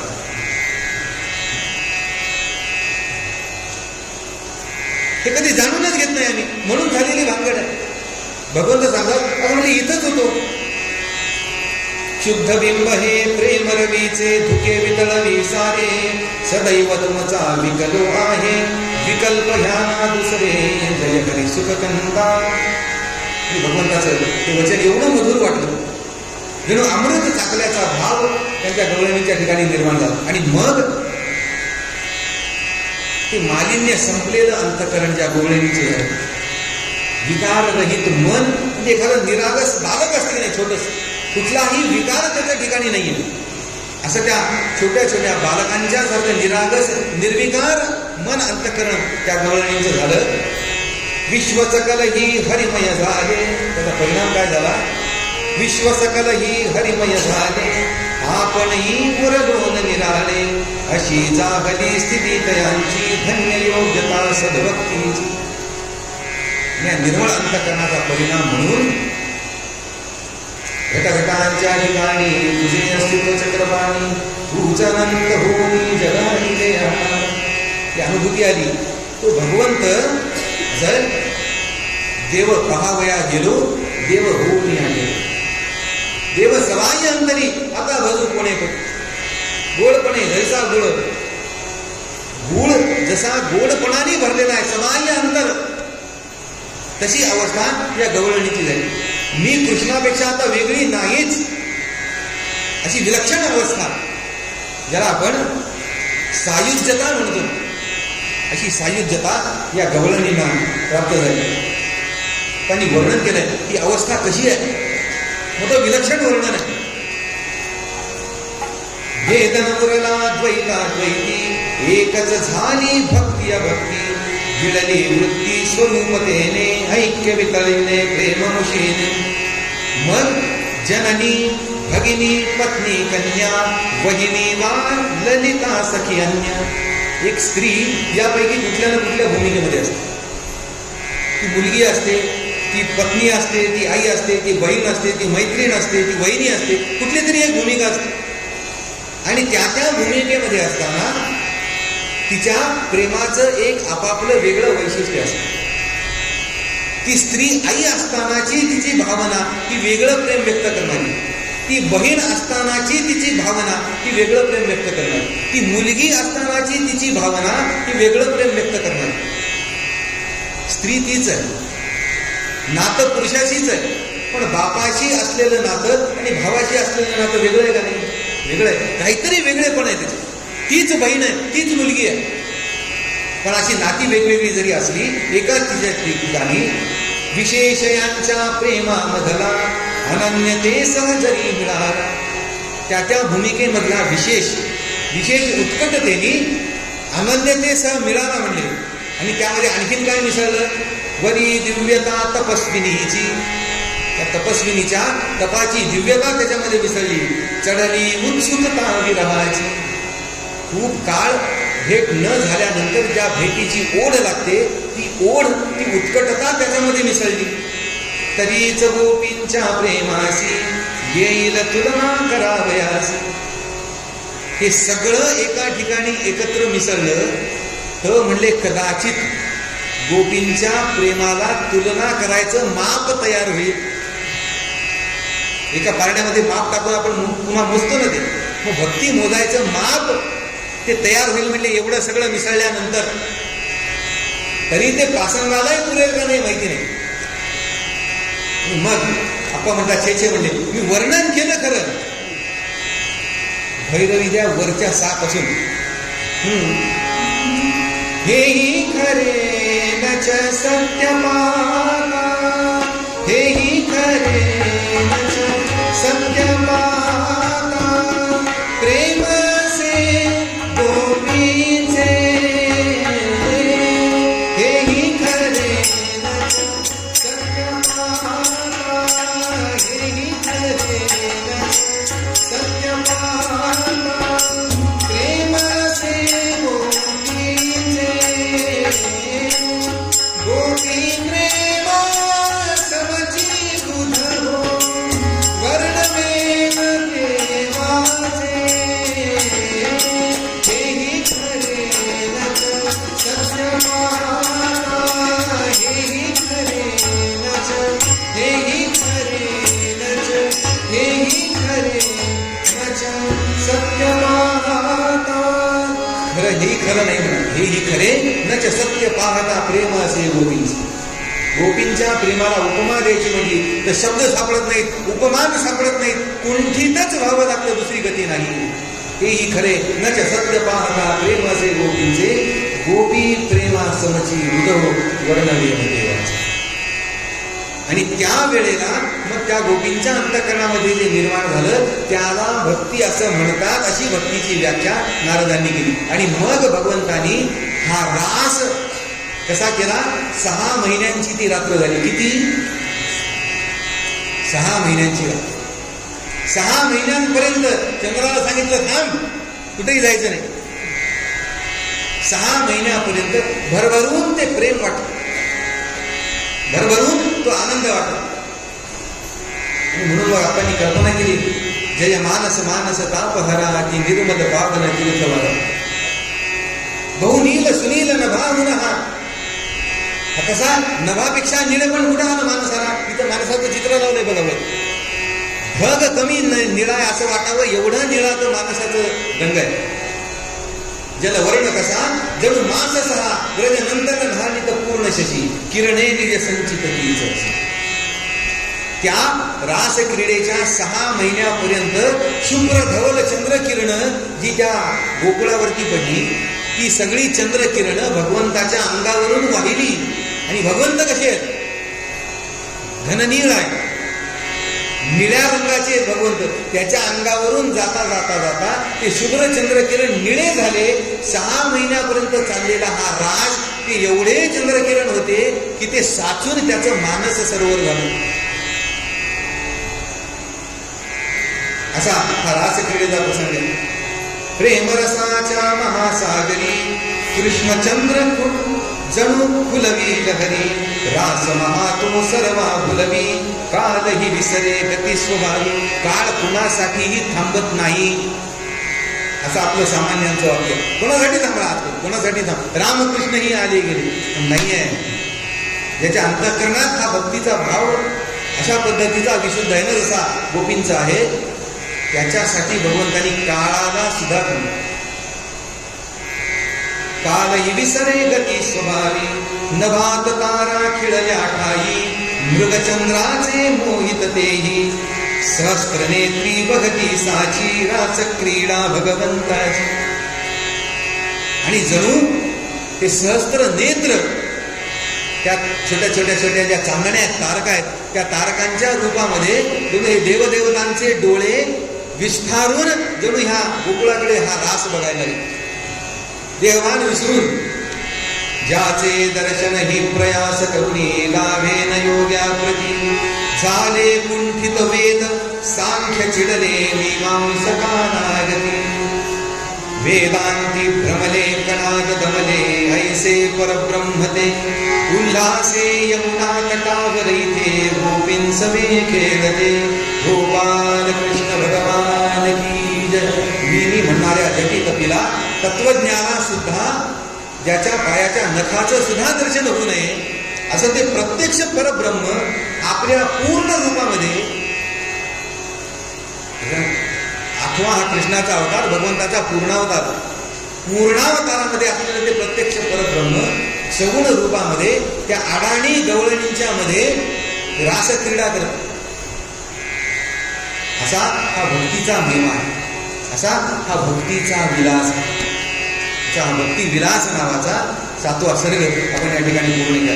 हे पार्वतीश करुणा घन शूल पाणे, द्वेष प्रियो न तव कोपि समान बुद्धे, अंगीकरोसि भगवन् करलेन्दु सर्वान्, किं निष्ठुरोसि वद केवल मधुमस्मदरते.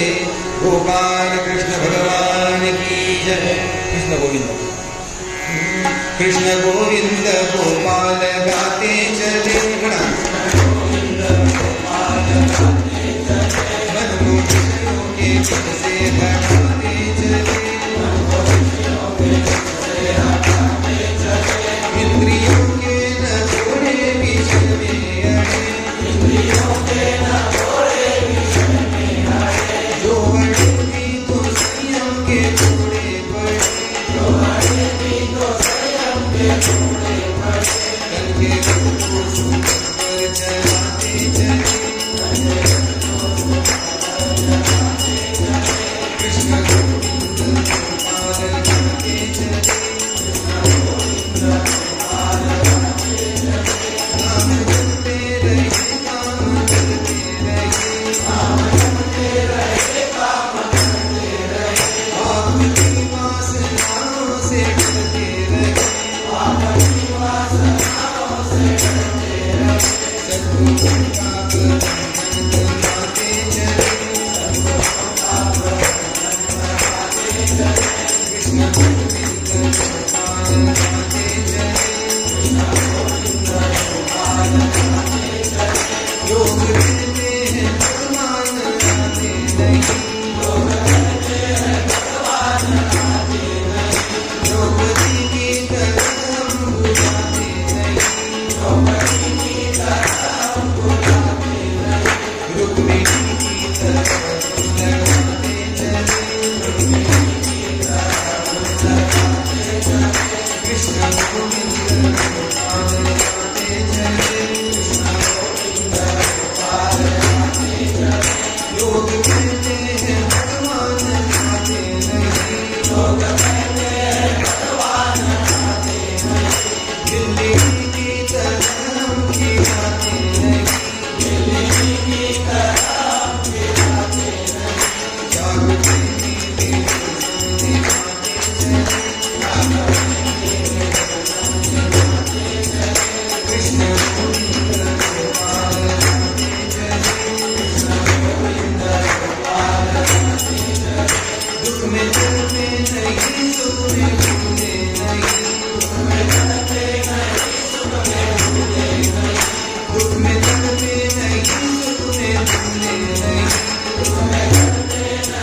सुख में भूले नहीं, प्राण जाए मगर धर्म भूले नहीं, धर्म का घराना लुटाते चले. कृष्ण गोविंद गोपाल गाते चले, वक्त आएगा ऐसा कभी ना कभी, हम भी पाएंगे तुमको कभी ना कभी, ऐसा विश्वास जीने जमाते चले. कृष्ण गोविंद गोपाल गाते चले, मन को विषयों के विषय हटाते